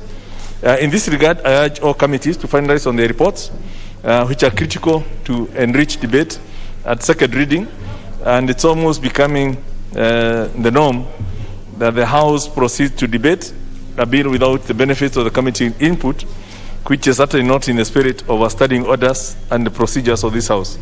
Honourable Speaker, as we speak, there is quite a number of bills that are scheduled, but we are yet to receive the reports from the relevant committees. Honourable Speaker, on Tuesday, the 23rd of November 2021, the House is scheduled to consider at the Committee of the Whole House the Senate amendments to the Public-Private Partnerships Bill, which is National Assembly Bill number 6 of 2021. And the House will also continue the consideration of the following bills at the second reading, which is the Asian Widows and Orphans Pensions Repeal Bill of 2021, the County Government's Grants Bill, Senate Bill number 35 of 2021, the Provident Fund Repeal Bill of 2021, the Coffee Bill, which is Senate Bill number 22 of 2020, and the Mediation Bill of 2020. Honourable Speaker, in accordance with the provisions of Standing Order 42A, 5 and 6, I wish to convey the following Cabinet Secretaries are scheduled to appear before department committees as follows. A, the Cabinet Secretary for Lands is scheduled to appear before the Department Committee on Lands on 24th of November 2021 to respond to question number 343 of 2021 by Honourable Simba Arati regarding the ownership details of parcels of land occupied by Kilimani, Milimani, and Kileleshwa primary schools in the Nairobi City County. Question number 350 of 2021 by the Honourable Moses Kirima on the demarcation of boundaries between Tharaka Nithi and Meru counties along Central Imenti and Tharaka constituencies as recommended by the Interim Independent Boundaries Review Commission in November of 2010. Question number 353 of 2021 by the Honourable Babu Awino, MP, regarding the ownership or status of parcels of land number 334 and 4422, which had been set aside for public use in Embakasi East constituency. Question number 420 of 2021 by the Honourable Godfrey Osotsi, regarding the ownership status of parcels of land within Mautama Central Settlement Scheme in Lugari constituency. Question number 433, 2021, by the Honourable Ali Wario, regarding the details of Nairobi Ranching Company Limited in Chara, Kipini, and Witu areas of Tana River County, including land owned by the company and the date of acquisition. Question number 411, 2021, by Honourable Rahab Mukami, regarding the progress on the realization of the Big Four agenda with respect to affordable housing. Question number 461, 2021, by the Honourable Florence Bore, MP, regarding the ownership status and the total acreage of land occupied by Bomas of Kenya Limited in Langata constituency, Nairobi County, and compensation status for compulsory acquisition. Question number 461 of 2021, by the Honourable Badi Twalib, MP, regarding the circumstances surrounding sudden blockage of Mugada Road, CR 6811 in Jomvu constituency. Honourable Speaker, the Cabinet Secretary for Environment and Forestry is scheduled to appear before the Departmental Committee on Environment and Natural Resources on November 25th, 2021 to respond to question number 416 of 2021 by the Honourable Dr. Robert Pukose regarding stoppage of the shamba system in various forest establishments in the country. Honourable Speaker, the House Business Committee will reconvene on Tuesday, 23rd of November to schedule business for the rest of the week. I now wish to lay this statement on the table of the House. Thank you.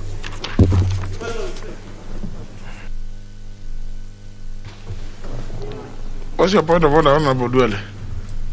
Mr. Speaker, I want to thank the Leader of Majority for that comprehensive statement. But Mr. Speaker, there's a bill, and you need to help us. There's a bill by the member for Nambale, Sakwa Bunyasi, on managing the public debt and establishing an autonomous public debt management authority, which will be independent of the National Treasury.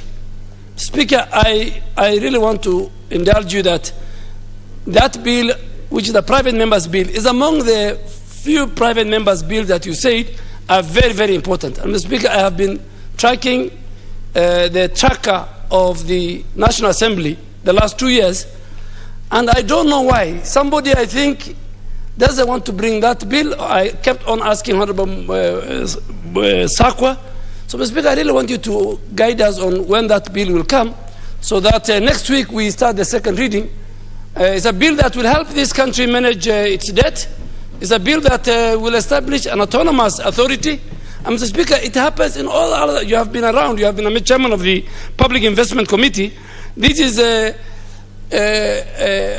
something that happens in other jurisdictions. You know, the problem we are facing as a country, we need an independent, autonomous authority to manage the public debt as a country. So, Mr. Speaker, I really want to ask you, maybe in the next House Business Committee, that that bill is fast-tracked. It's important not only to the member, but it's important to this House as we go on our last few days, few months before the end of the 12th Parliament, so that, Mr. Speaker, we can go into history as a House that dealt with many issues under your leadership, but this bill is very critical, Mr. Speaker. The majority. Yes, thank you.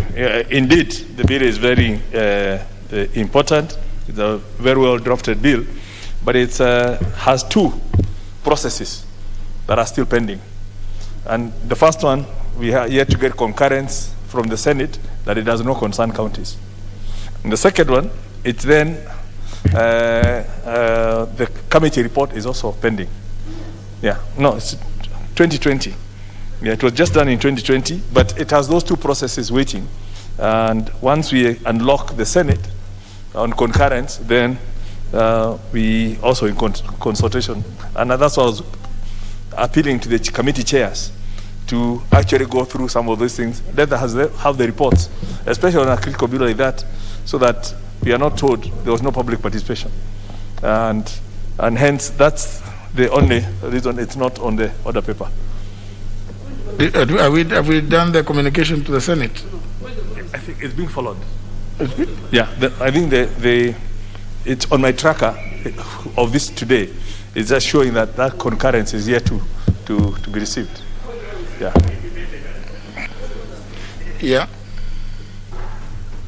You know, Mr. Speaker, the leader of majority cannot have his cake and eat it. And Honorable Wanyonyi will agree with me.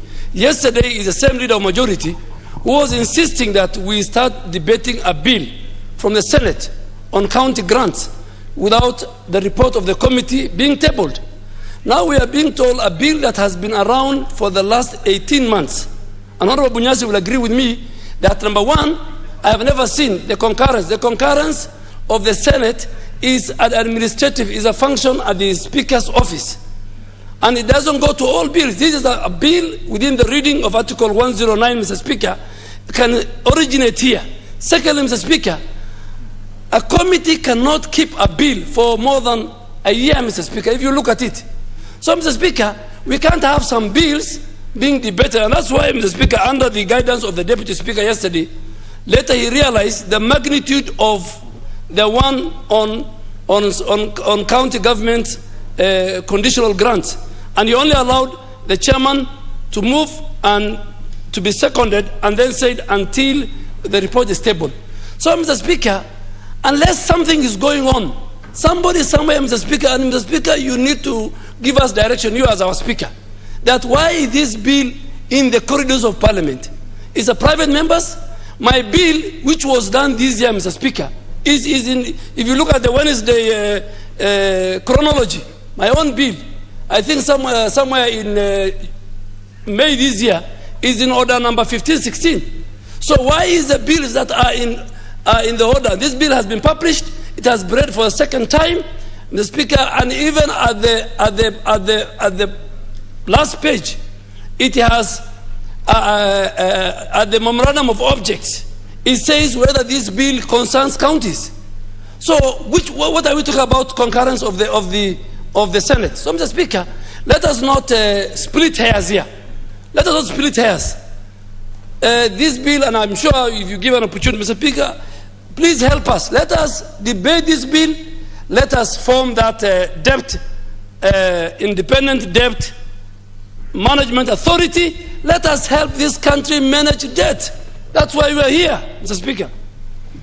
But you know, if you look at the clear provisions of Article 110(3), it's before a bill is considered before any house, the two speakers shall resolve any question as to whether it's a bill concerning counties or not concerning counties. It may well be that it's in the memorandum of objects and reasons stated that it does not concern counties. But unfortunately, you are all aware of the High Court decision, on these matters. So what we do is literally every bill, including these very obvious ones, the finance bill, the appropriations bill, which does not concern counties, because counties have their own appropriation bills. There are 47. So a national government appropriations bill can never concern counties. But you see, Article 165 provides that the final interpretation of the Constitution is vested in the judiciary.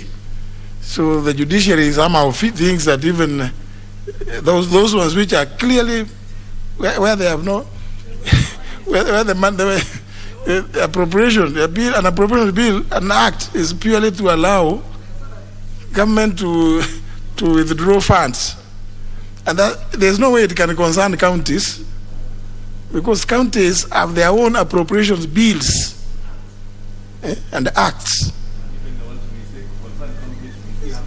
Yeah, now, but the judiciary has said that no, even that one you need to go and the wording of Article 110.3 is resolve any issue, any question.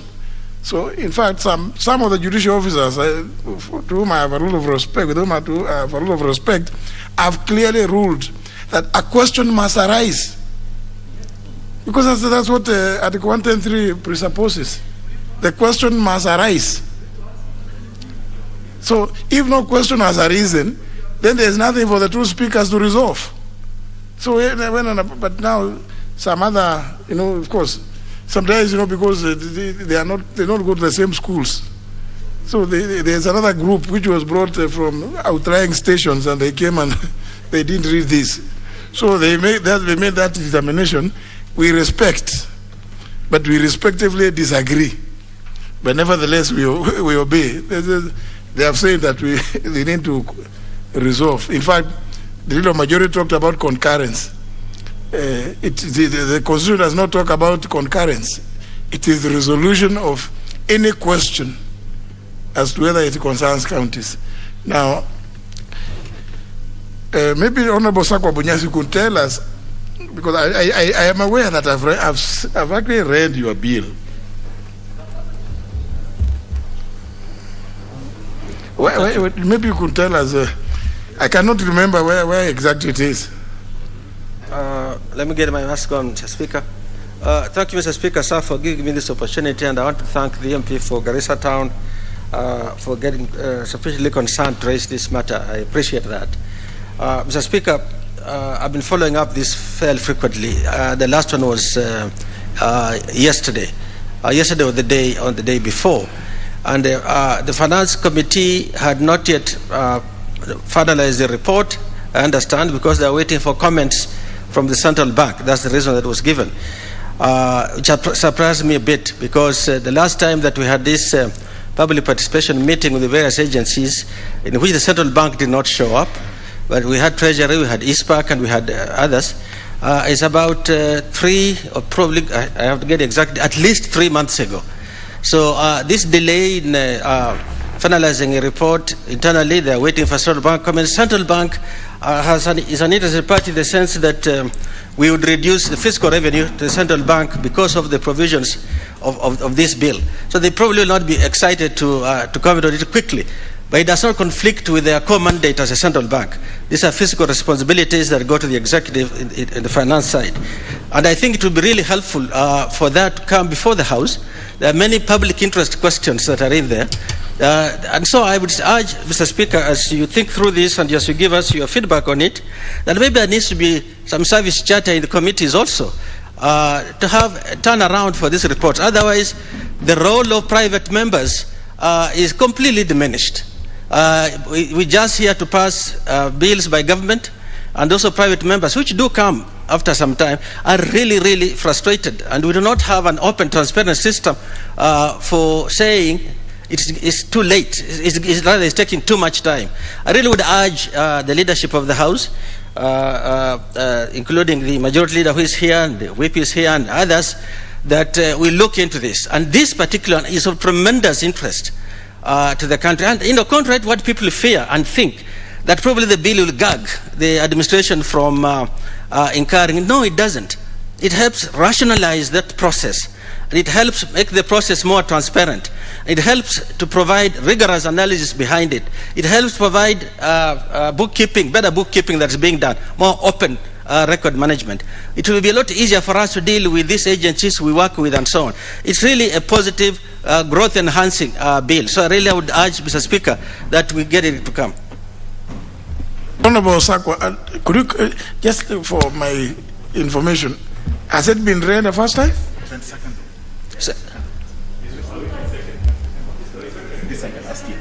The second reading we are waiting to come. So then the resolution between the two speakers has happened.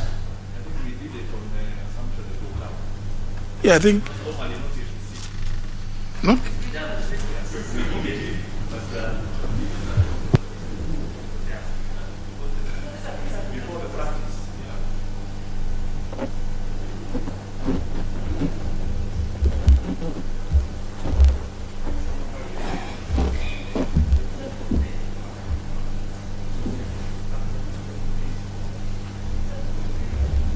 If the issues about Article 110.3 have been sorted out, then it's just a committee to do public participation and bring their report to the House. Perhaps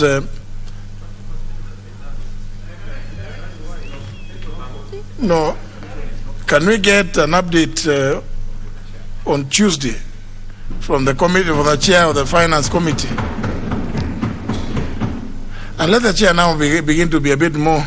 I don't know what happened. She suddenly has disappeared from the House. Campaign governor. Now I did make this plea on Monday that please, even as you do those other things, let's not the business of the House must not suffer. So there's a vice chair, but let's get an update on Tuesday. So the clerk to follow up with the chair of the committee.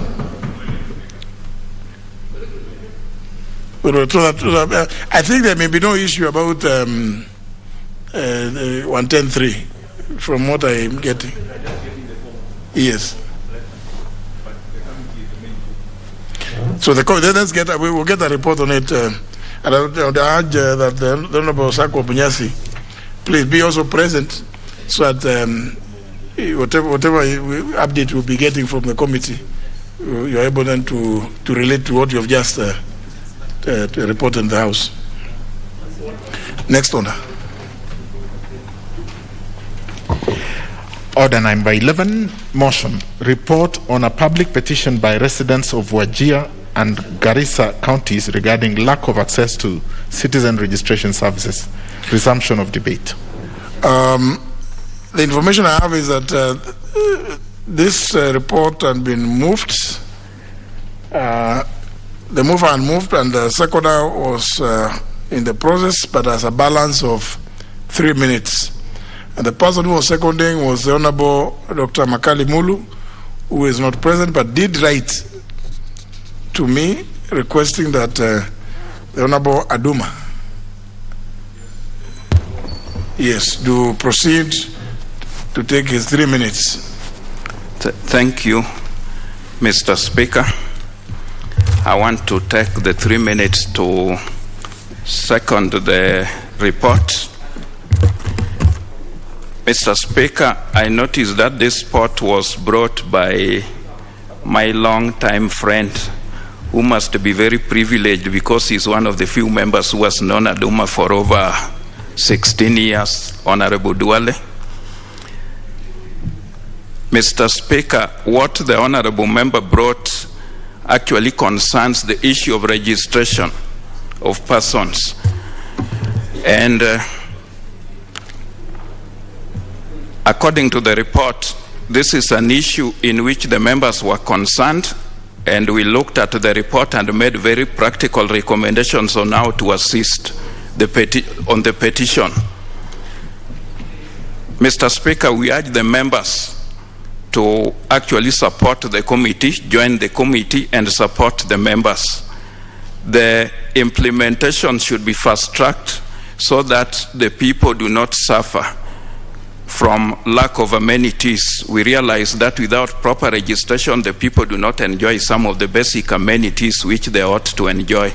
They cannot get proper treatment in hospitals, they cannot get proper bank services, and they cannot also enjoy education facilities in the schools. Your Honor, Mr. Speaker, I'm also informed that even for the men who have attained the age of majority cannot enjoy the basic conjugal rights because they are being discriminated. They cannot marry. So I would...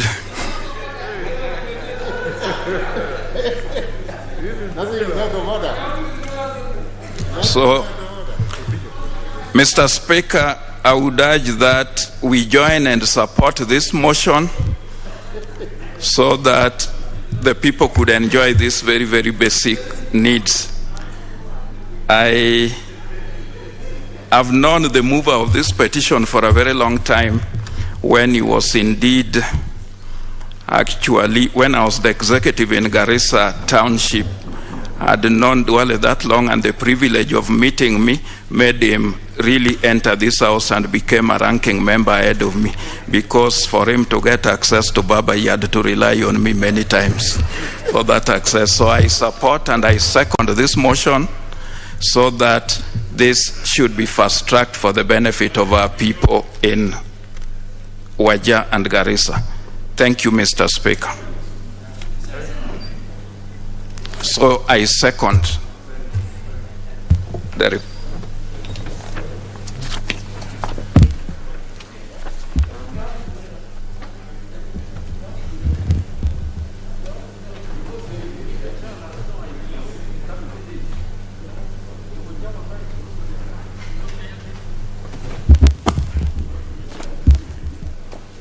I propose the question, which is that this House adopts the report of the Departmental Committee on Administration and National Security on its consideration of a public petition by residents of Wajir and Garissa counties regarding lack of access to citizens' registration services, laid on the table of the House on Wednesday, August 11th, 2021.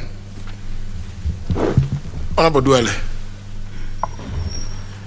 Thank you, Mr. Speaker. I rise to support the report of the Departmental Committee on Administration and National Security on its consideration of my public petition by the residents of Wajir and Garissa counties regarding lack of access to citizen registration services on the basis of their fingerprints being captured within the framework and database of UNHCR. Mr. Speaker, when I brought this petition, it was following what a representative of the great people of Garissa Township had witnessed. And Mr. Speaker, for 60 years now, since independence, can you imagine the citizens of this country in Garissa town constituency, in Lagdera, in Ijara, in Fafi, Dadaab, and Wajir South constituencies have not been in a position to access government services, including health, education, and economic rights, such as accessing banking services and formal employment. Mr. Speaker, without an ID, what can you do in this country? And my answer is nothing.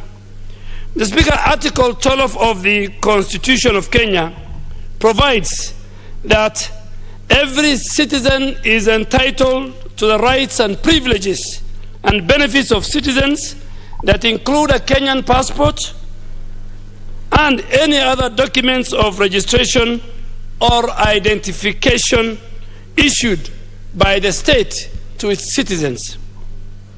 The Kenya Citizenship, Mr. Speaker, and Immigration Act of 2011 also provides for registration and issuance of identification documents to Kenyan citizens. Consequently, Mr. Speaker, my people have a constitutional right to be registered and to be issued with the identification documents, just like any other Kenyans. And we have no apologies. And we are going nowhere. Mr. Speaker, these Kenyans, by virtue of their livelihood in the 90s, following a severe drought, just like what we are experiencing now, went to the refugee camps in order to get basic livelihood services. In the camps, there was food. In the camps, there was better education. There was better health facilities. The Speaker, within their neighborhood, within the borders of Kenya, and that is not a crime, Mr. Speaker. And Mr. Speaker, I don't know what is going on in this country. There is a systematic plan and strategy to profile a certain community called the Somali community in all the successive governments, Mr. Speaker. And we are telling those people that we are here to stay. We will not go back. Even if our fingerprints are captured, the UNHCR has invested resources and time and technology to prove to the government of Kenya that these are Kenyans and people of Kenyan origin. It's, however, Mr. Speaker, very sad that my people lack registration and identification document, which is as a result of them being registered in the refugee database, mainly at Dadaab, Kakuma refugee camps, in order for them to access such services like medical and educational opportunities, but now have been left a stateless life without dignity in their own country. So, Speaker, you can imagine children above the age of 18 years who cannot go to a university, who cannot gain formal employment, who cannot even visit at night, health facilities. Ladies who are married cannot take their child to hospital. Mr. Speaker, this is an indictment. This is not what the 2010 Constitution and more so the Bill of Rights anticipated. This is the same government, Mr. Speaker, that is registering the Makondes and making them the 45 tribes of Kenya, giving them registration documents. But when it comes to Kenyans who are born, their fathers and their mothers known. And Mr. Speaker, in the 2017 general election, this was a campaign promised by President Uhuru Kenyatta. And I want to thank him, because the president asked a task force to be established. It was done. They went to the ground with all the arms of security, the intelligence, the police, with the help of the chiefs and the elders. They verified close to 17,000 of these Kenyans to be given their rightful citizen documents. But Mr. Speaker, some people somewhere between the office of the president and NSSF, where the National Registration Bureau is established, think that the people in these 5 constituencies do not deserve those documents. And we are telling them, shame on you. You must. It's a constitutional right. We are not begging. But now, Mr. Speaker, we are told the documents are ready. They need to be given, because of the campaign period again, they need to be given either by leaders of certain regional parties, or the Minister for Interior, or the President. We don't care who gives. Please hurry. You can take the whole government and do a ceremony, but we want our children to get those documents. Please give our children those documents. They need it like yesterday.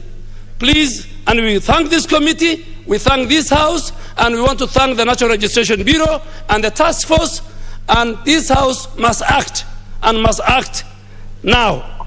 I support, and also Very well.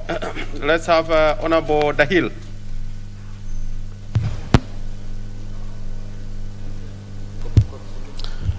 Thank you very much, Honorable Speaker, for giving me this opportunity. And as a person who is representing the Dab constituency and the residents of Garissa town, I want to thank the person who brought this petition, Honorable Adam Duale, to Parliament, and on behalf of the residents of Garissa and Wajir County. Mr. Speaker, it is very important for the members of this House and Kenyans to understand what the issue is about. And it is actually very important for us to mention that we cannot talk about this issue without talking about how the Kenyans have ended up in the refugee database. Basically, what it means is that Kenyans have actually registered as refugees because when the refugees came first, the services available at the refugee camp were good. There was food, there was shelter, there was water, there was education, there was health, and so many things. And in 2006, the government harmonized the refugee database with the National Registration Bureau database. And consequently, everybody who was in the refugee database who wanted to get ID card could not access these cards. What this means is that for the last 30 years, the hosting communities of the refugees have shared with the refugees whatever resource came to the refugees, and the refugees have shared with us our local resources. We have intermarried with the refugees. We have lived together very harmoniously. And because of that, those Kenyans who ended up in the refugee database could not access the ID cards because the refugee database was harmonized with the national database. Mr. Speaker, I want to tell you that we cannot even think of closing the refugee camps in the Dab because over 70,000 Kenyans are in the refugee database who are actually part of the refugee population. And even as the government thinks about closing the refugee camp, the issue of removing Kenyans from the refugee database has to be addressed before we actually think of closing the camp. In fact, I say the closure of these camps is with the government of Kenya, because for 30 years, those people have lived with us. We have shared their resources. We have entered into the database. They have shared with our local resources, and consequently, we have become an integration has happened at the level of the county where the refugees are. Honorable Speaker, currently we are aware that about 20,000 people were vetted for removal from the refugee database. But let me say this. I believe myself there are still over 50,000 Kenyans who are still in the refugee database. And even if those people who are vetted are given ID cards and removed from the database, we still have many Kenyans who are in the refugee database who need to be looked at. Honorable Speaker, also, I want to say that for the Kenyan government, let us consider, like the case of Tanzania, how to close this camp without, always bringing deadlines. Because if you lived in the refugee camp for 30 years and you were born there, today you are 30 years old. If you came when you are 10 years old, you are 40 years old. If you came when you are 30 years old, you are 60 years old. Basically, those people have nowhere else to call home.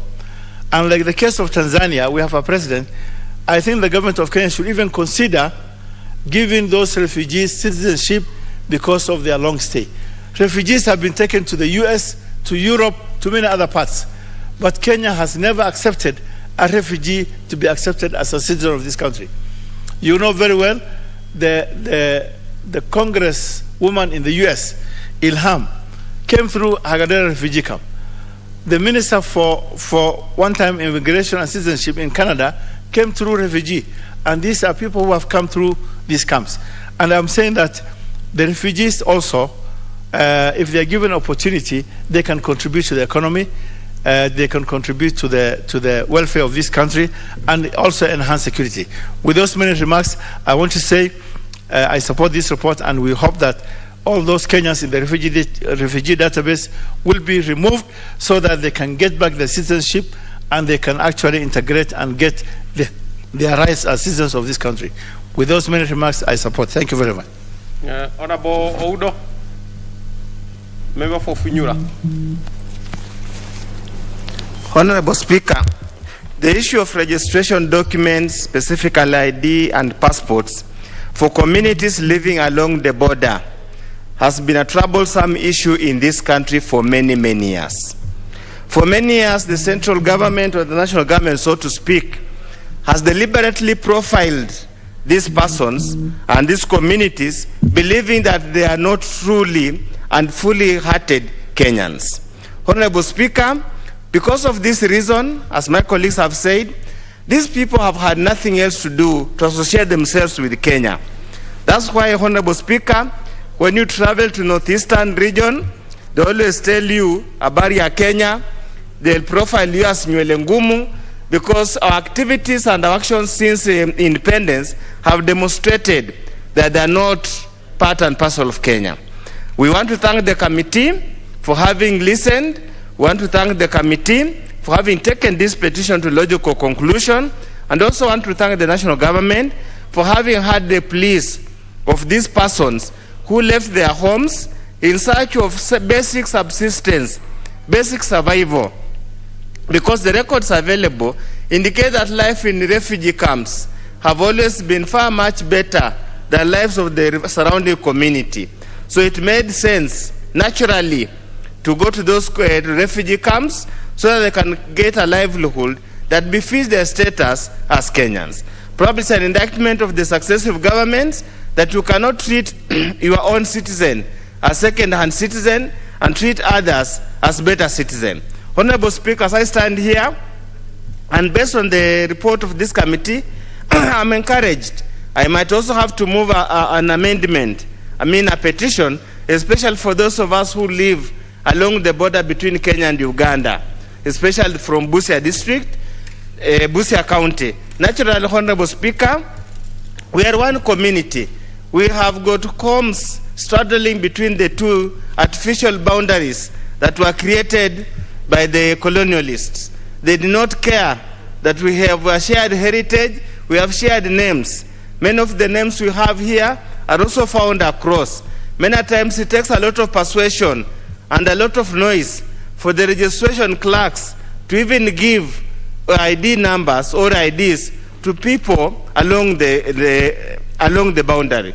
And most shockingly, Honorable Speaker, naturally, we, the men of Kenya, tend to marry women from Uganda. And because our marriage are always by mutual consent, there isn't much formalities that by mutual consent, because you smile, the lady smile, then the following day you talk, you come and live together. 10 years, 15 years down the line, or 30 years the line, the lady has given you 20 children. All the children have got IDs, but the lady has been denied an ID because she did not come through the normal process. She didn't have a passport because in Uganda they don't have passports, didn't have an ID, which she surrendered the immigration. In any case, there are so many panyarus, we don't even call them panyarus. They just come and go, so that it become a point, Honorable Speaker. As we talk now, many as members of parliament, we suffer every single day. The government has got Linda Mama program to assist ladies or mothers during childbirth, where they are paid through NHIF. But because they do not have IDs, Honorable Speaker, they cannot be enrolled in the program. So it means that the mother has to suffer, has to look for extra expenses to cover maternity cost. And many cases, Honorable Speaker, in terms where it will end up with cesarean, we find that many mothers are losing their lives. And if you profile, if you do a proper statistics, you find that these mothers do not have IDs because they're originally from Uganda. They have been with us for 20 or 30 years. We must have to relook at it. How do we naturalize our people? By virtue of sharing the bed with a Kenyan man, that woman is more of a Kenyan than even the man.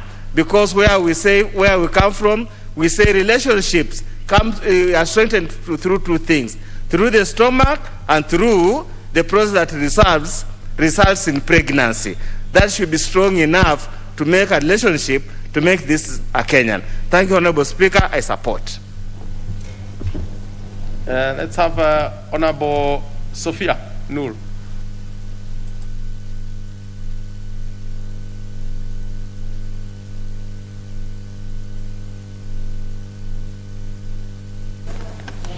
Thank you, Mr. Speaker, for giving me this chance to contribute to this very, very important report. First, I want to support the report of the Departmental Committee on Administration and National Security on its consideration of the public petition by the residents of Wajir and Garissa counties. Mr. Speaker, Article 12 of the Constitution provides that every citizen in this country to the right and privilege and benefits of citizenship, including getting certificates and documents of registration like birth certificate, identity card and passports, Mr. Speaker, and other registration certificates like driving license, Mr. Speaker. Kenya Citizenship and Immigration Act 2011 also provides for registration and issuance of identification documents to all Kenyan citizens, Mr. Speaker. Mr. Speaker, my people and particularly the youth from my constituency and other constituencies in the region have suffered a great deal, Mr. Speaker. And they have no registration, Mr. Speaker.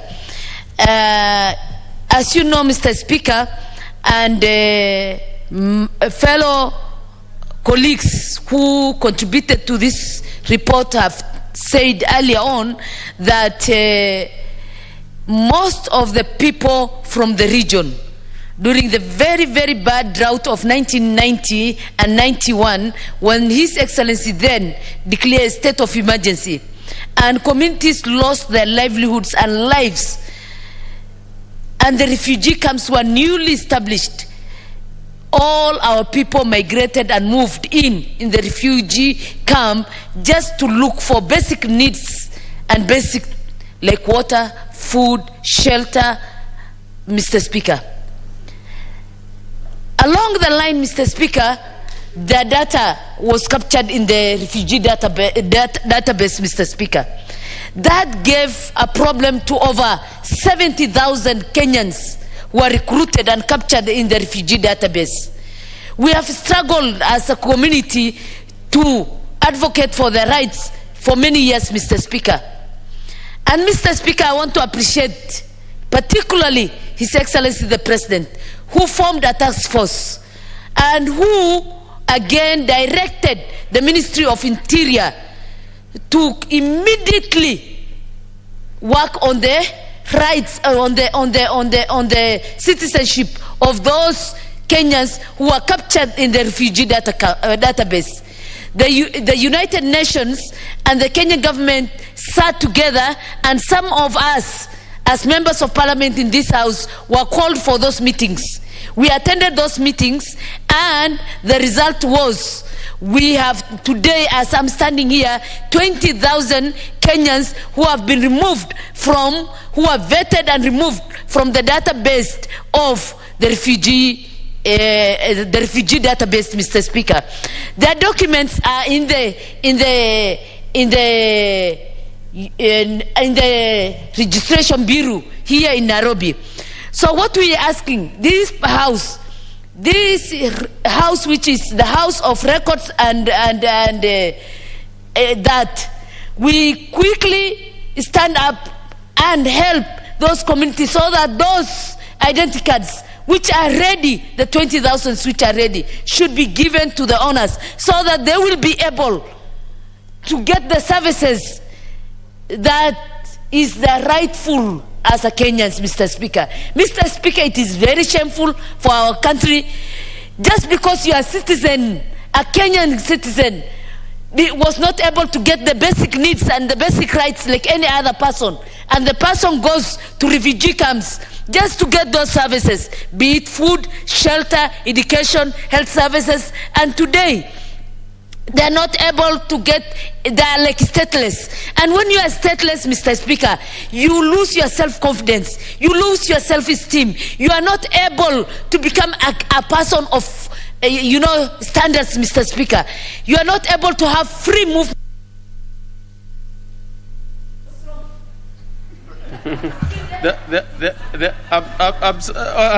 Honorable Sophia, there is nothing wrong. It is that it was just that your time is up. Honorable Muri Fabian. Thank you, Honorable Speaker, for giving me the opportunity to add my voice on this recommendation of a very important petition. Honorable Speaker, if the due diligence has been done about the people living in that refugee camp, their right is to get their right documents. Under the challenge which we have in this country within the administration system of this country, our people who are in border, they are frustrated. The people who even are within the country, the center of the country, they are very frustrated to get their documents. Some documents like birth certificate, ID, and passport. To get them in this country, there are many cartels who are involved there to do business. Honorable Speaker, I take like my constituency in Kangundo. To get a birth certificate, you have to travel 150 kilometers to go to Machakos headquarters to get a birth certificate. Let's take, for example, the whole jurisdiction of the country. We have endman, we have sub-chief, we have chief. They have the intelligence of the people who are born there, the people who are migrated there, and these people, they can be given the right through administrative services to give the birth certificates. In my constituency, we have gone ahead building assistant chief offices, but these offices, they are not being used by administration government. The office of the chief in this country has only been used to settle the mediation of the cases of lands, instead of doing the administration services. So, Honorable Speaker, if the Minister of Interior need to have our citizens and need to make this country grow economically, because the government cannot track their people without the identification. The government cannot enhance people to do business if the people they don't have documents. If you see some of our kids when they are standard 8 going to Form 1, they need birth certificate. Our parents with the little resources, they are being forced to move every corner seeking for this document, which can be just be found near assistant chief office or chief office. So, Honorable Speaker, I don't see, if the due diligence has been done, I don't see why we call our Kenyan refugees. The circumstances which has been happening in this country, people fail to have their basic foods, their basic rights of even clothing we don't have. So if they see anything come important like in refugee camp, you get people going there. So if we know our people, they have in challenge getting their basic rights, that area must be having assistant chief and a chief who have the intelligence of where those people come from. So we don't have any X with that. We don't know the people where they are coming from. Sometimes young girls of now, because of COVID, 16 years girls, they have kids. That child, by the time to get a birth certificate, he'll be forced to looking for food for the child. He'll be forced again to look for money to bribe to get a birth certificate. How are we feeling a country at this time? We cannot provide birth certificate to our people. Thank you very much, Honorable Speaker, and I support this report. And I urge a lot, a birth certificate and a ID and a passport is a right for our citizens. They need to be given without these challenges. Thank you very much. Honorable Mohammed Sheikh.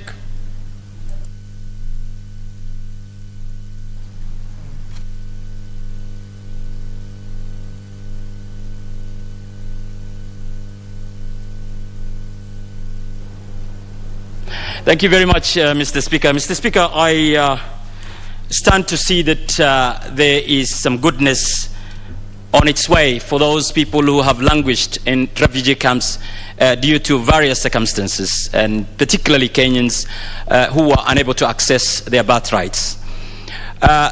Citizenship and birthrights is enshrined in Chapter 3 of the Constitution of Kenya. And therefore, that gives a prerogative to this country to be able to provide their citizens all documents that are required. Having said that, the current circumstance that this report, particularly this petition, looks at, is indeed one that we have realized has been lagging for many years. The current debate that is going around in terms of getting back the rights of the citizenship of those Kenyans who languished in refugee camps and who are unable to access their birthright documents is that it began during the time of President Moi, for this decision to be undertaken.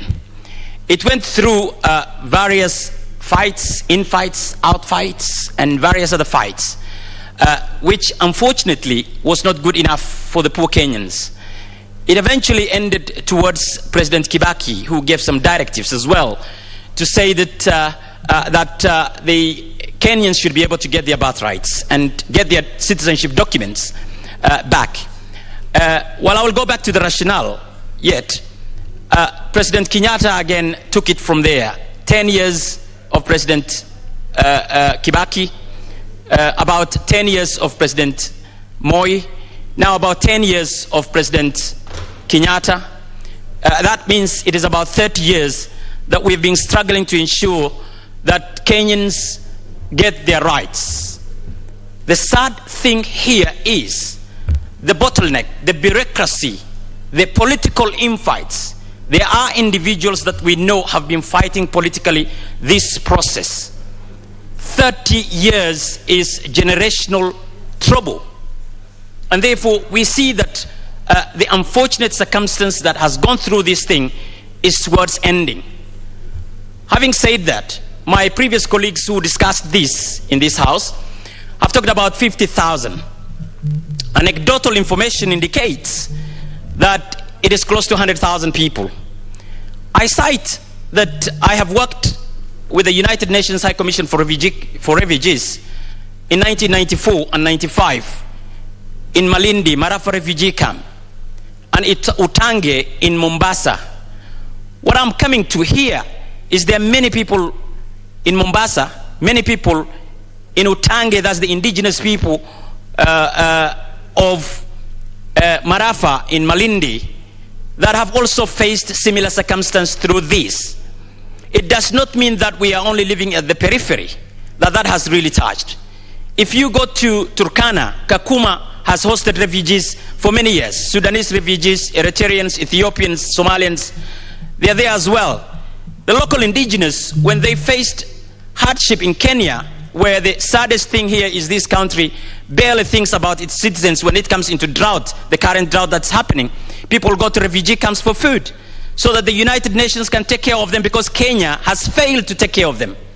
And it is an indication today that similar things are happening in my constituency, and you're going to see the Dadaab refugee camp going to be flooded again, because I'm a neighbor to the Dadaab refugee camp, and I'm also, my constituency is also a hosting constituency for refugees.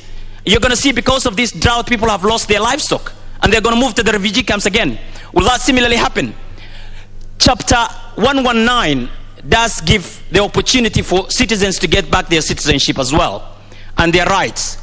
The unfortunate thing is that many political leaders were also fighting this, and some of them are crying wolf at this particular time, or having crocodile tears, unfortunately. But I'm quite happy that my people are going to get back their citizenship.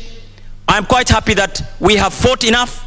I'm quite happy that the government has eventually agreed to ensure that every Kenyan gets their citizenship and their rights within the period of time that they are going through a hardship.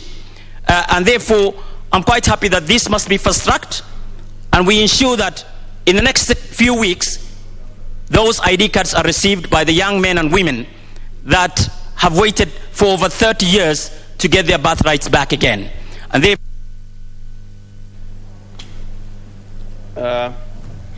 Honorable Odwal Adhiambo.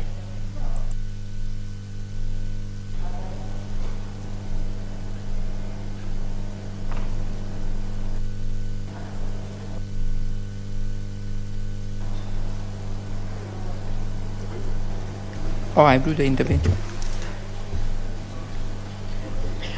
Thank you, Honorable Speaker, and thank you, the Honorable Dr. Chanda, for enabling me to facilitate by pressing the intervention button. Honorable Speaker, right from the onset, I would like to thank the committee and indeed indicate that this petition raises issues that are fundamental, that must be addressed, and the report of the committee has done justice. Honorable Speaker, I say this because as much as the petition, which has very specific aspects that were affecting a particular category, indeed, in terms of the constituency and region, this issue of citizens registration and the problems therein are largely, Honorable Speaker, affecting almost all quarters of the country.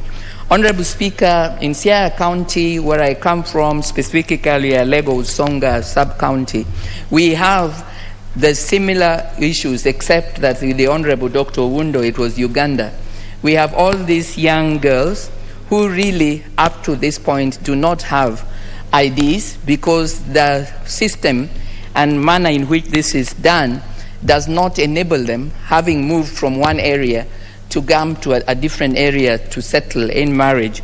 It seems that they get to a point where they really have to get consent or get information from usually their paternal parents, from their fathers, and this creates a problem. Honorable Speaker, we also find that it is largely understood that when you are going to try and get into the issue of registrations, then unlike what should be clearly indicated here, a right and a process that automatically takes place, it would appear that there requires to be some added ways of either motivating or making special arrangements so that we would have Kenyans who really do deserve to have IDs that are very fundamental, that is not only useful for the times such as when we are registering, getting to elections,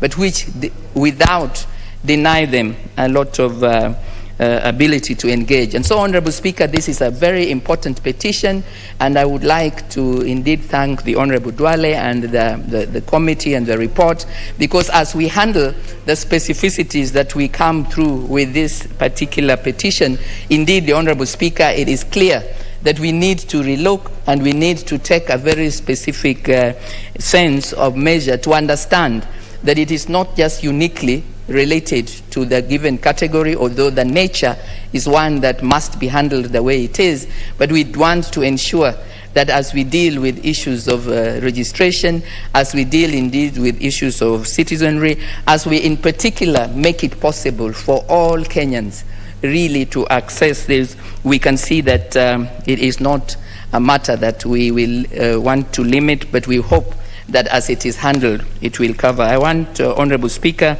as I conclude, because I am a member of National Cohesion and Equal Opportunity Committee, Honorable Speaker, I also am the Vice President of the High Level Advisory Group that deals with eliminating violent extremism and terrorism, to share and convey that during the 142nd Assembly, Honorable Speaker, that took place in Austria, Vienna, part of what was clearly marked by all parliamentarians is that we ensure that we find ways by which particularly our youth are not in any way excluded, because there is a way that we sometimes find that we provoke and create areas which give young people a challenge. So, Honorable Speaker, as we go to the 143rd IPU, which is taking place, Honorable Speaker, from the 26th to the 30th, it is a key issue that as members of Parliament, we are discussing how we ensure that we do not deny any of our youth what is their right, because sometimes this leads to results that are undesirable. Thank you, Honorable Speaker, and I support. Honorable Chanda.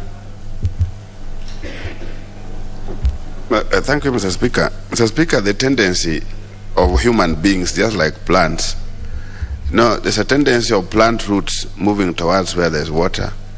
Then there's also this tendency of plant leaves and stems moving into the direction where they can have proper sunlight. This also happens with the human beings.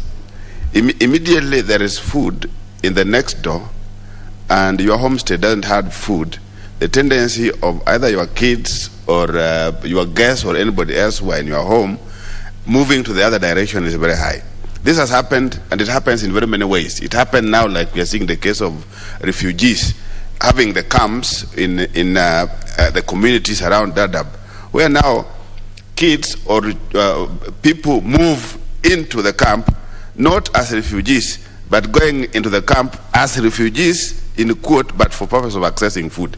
I think this is normal.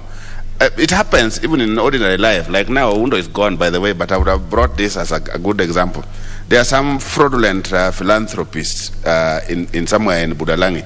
Now they're trying to be very philanthropic with some gifts. So people are moving from Funyula to Budalangi, and also people are also moving from Bondo to Budalangi in the guise of changing voters' cards. That's already happening, because now one wants to change to be a voter the other side, because the other side is mentioned that if you cross there will be maize, there's constantly not fuel but mafuta taa or mafuta ya kupika from time to time, because the philanthropists are supporting flood victims. So that tendency is there. The same way we are seeing it, Kenyans crossing into Uganda and Kenyans crossing into Tanzania. It's a normal tendency. But the biggest problem here is, Mr. Speaker, where the government has had some deliberate ways of how to recognize stateless people in this country. The Shona are now recognized here in Kiambu. The Pemba are under consideration somewhere in the coast. And there are very many others who got into this country before independence. They are getting tracked, and they are now able to be identified, and they are getting some form of registration. Why is it so difficult for a government to move into a camp in the neighborhood, people who are born in the neighborhood and move to the camp, to get or to sort out the issue of registration? I think that's where there's the problem. The tendency of moving, in my view, is not a problem. But when people have moved, why is it so difficult to get a person who moved into the other camp or into a camp from the community because of food, and now wants to come back because the camp is closing or stuff like that, is unable to be identified as a member of the local community? I think this is where there is the problem. It's like it's deliberate. It's not something that one wants to sort out. The biggest issue is that when the stateless agencies are now getting properly recognized, and we looked at that in this parliament just the other time, I think it's last year, where now they are getting recognized and they're getting registered to be people. It is impossible to operate in this country minus a registration in the name of an ID. You are simply not a person if you don't have an ID. You are a kid, yeah? Even if you are 80 or you are 40 or whatever you are like a baby when you don't have an ID, because ID is everything. Even if somebody sent you here money in the name of, even if you faked a name and got a Safaricom line or a Airtel line, somebody sending in 1,000, but you can't get it. You can't get it because it's ID.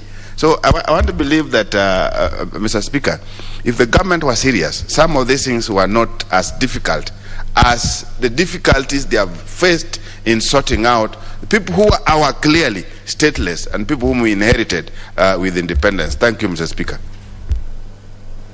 Honorable Abdi Yusuf. Honorable Abdi Yusuf. Yeah, thank you. Thank you, Mr. Speaker, for the opportunity to speak. I just want to say how delighted I am that at last we have come to the end of this particular episode of our citizens who have been excluded in those two neighborhoods that have been mentioned, and we are about to give them justice and equity. Mr. Speaker, I would say that Kenya is an artificial colonial creation, and our borders were developed as a result of our colonial experience and our colonial history. So are many of the African countries. We are now shackled by these lines, often drawn by mindless and drunk English, French, or Portuguese colonial officers. And as a result of that, exclusion has meant and been a part of a major source of conflict and radicalization among those who feel excluded and rejected in their borders, in their colonial borders. As a result, many wars and conflicts have been fought over these colonial borders, millions displaced and made into refugees, and thousands have been killed. So Africa needs to unshackle itself and move towards integration and a borderless continent to achieve its dream enshrined in the Africa Union vision 2063 of a united, economically advanced, and a prosperous Africa.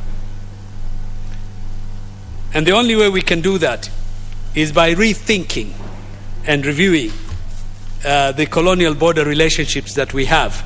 And also, within that context, the African people who found themselves struggling for no reason whatsoever or no blame on their part, and who have become victims of these bureaucratic systems that have come into place after the end of colonialism.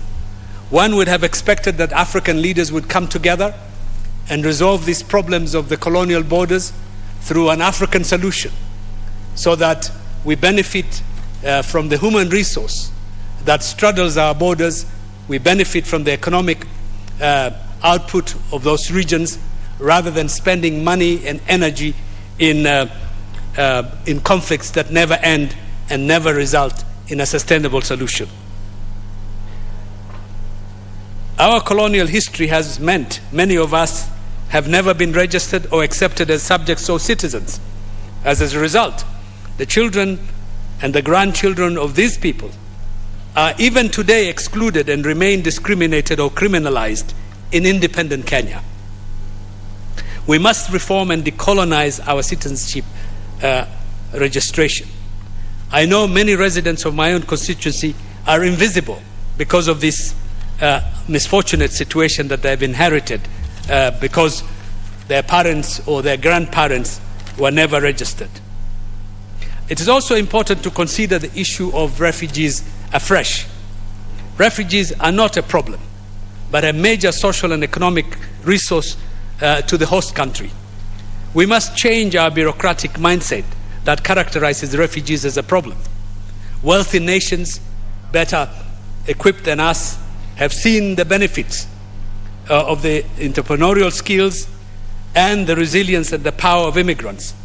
And in recent years, they have been draining the refugee camps like Dadaab of the creme de la creme of the African refugees there, who have been rejected by their own brothers and sisters here. These people are now in those countries as scientists, doctors. Recently, when they had the COVID crisis, some of the major breakthroughs in the development of the vaccines were made by immigrants who had arrived in those countries as refugees. So I want to appeal and say that we really must look. Kenya has sacrificed, but it now must become part of the problem. And we must look at those refugees who are born here as Kenyans, not as aliens who should be pushed to a country that they don't know, they have never been, and they will never be part of. Thank you, Mr. Speaker. Honorable Wanyonyi Kevin.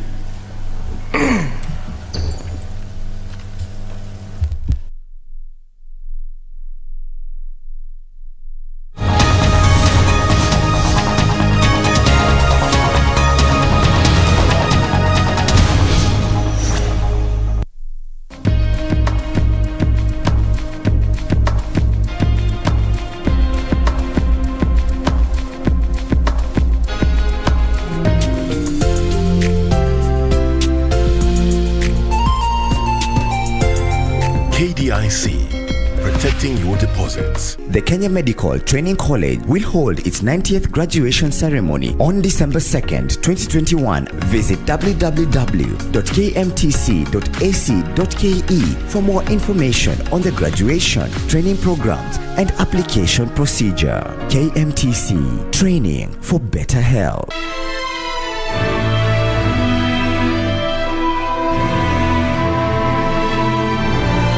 As long as their life could be improved a bit, I'll feel a little less guilty. Get more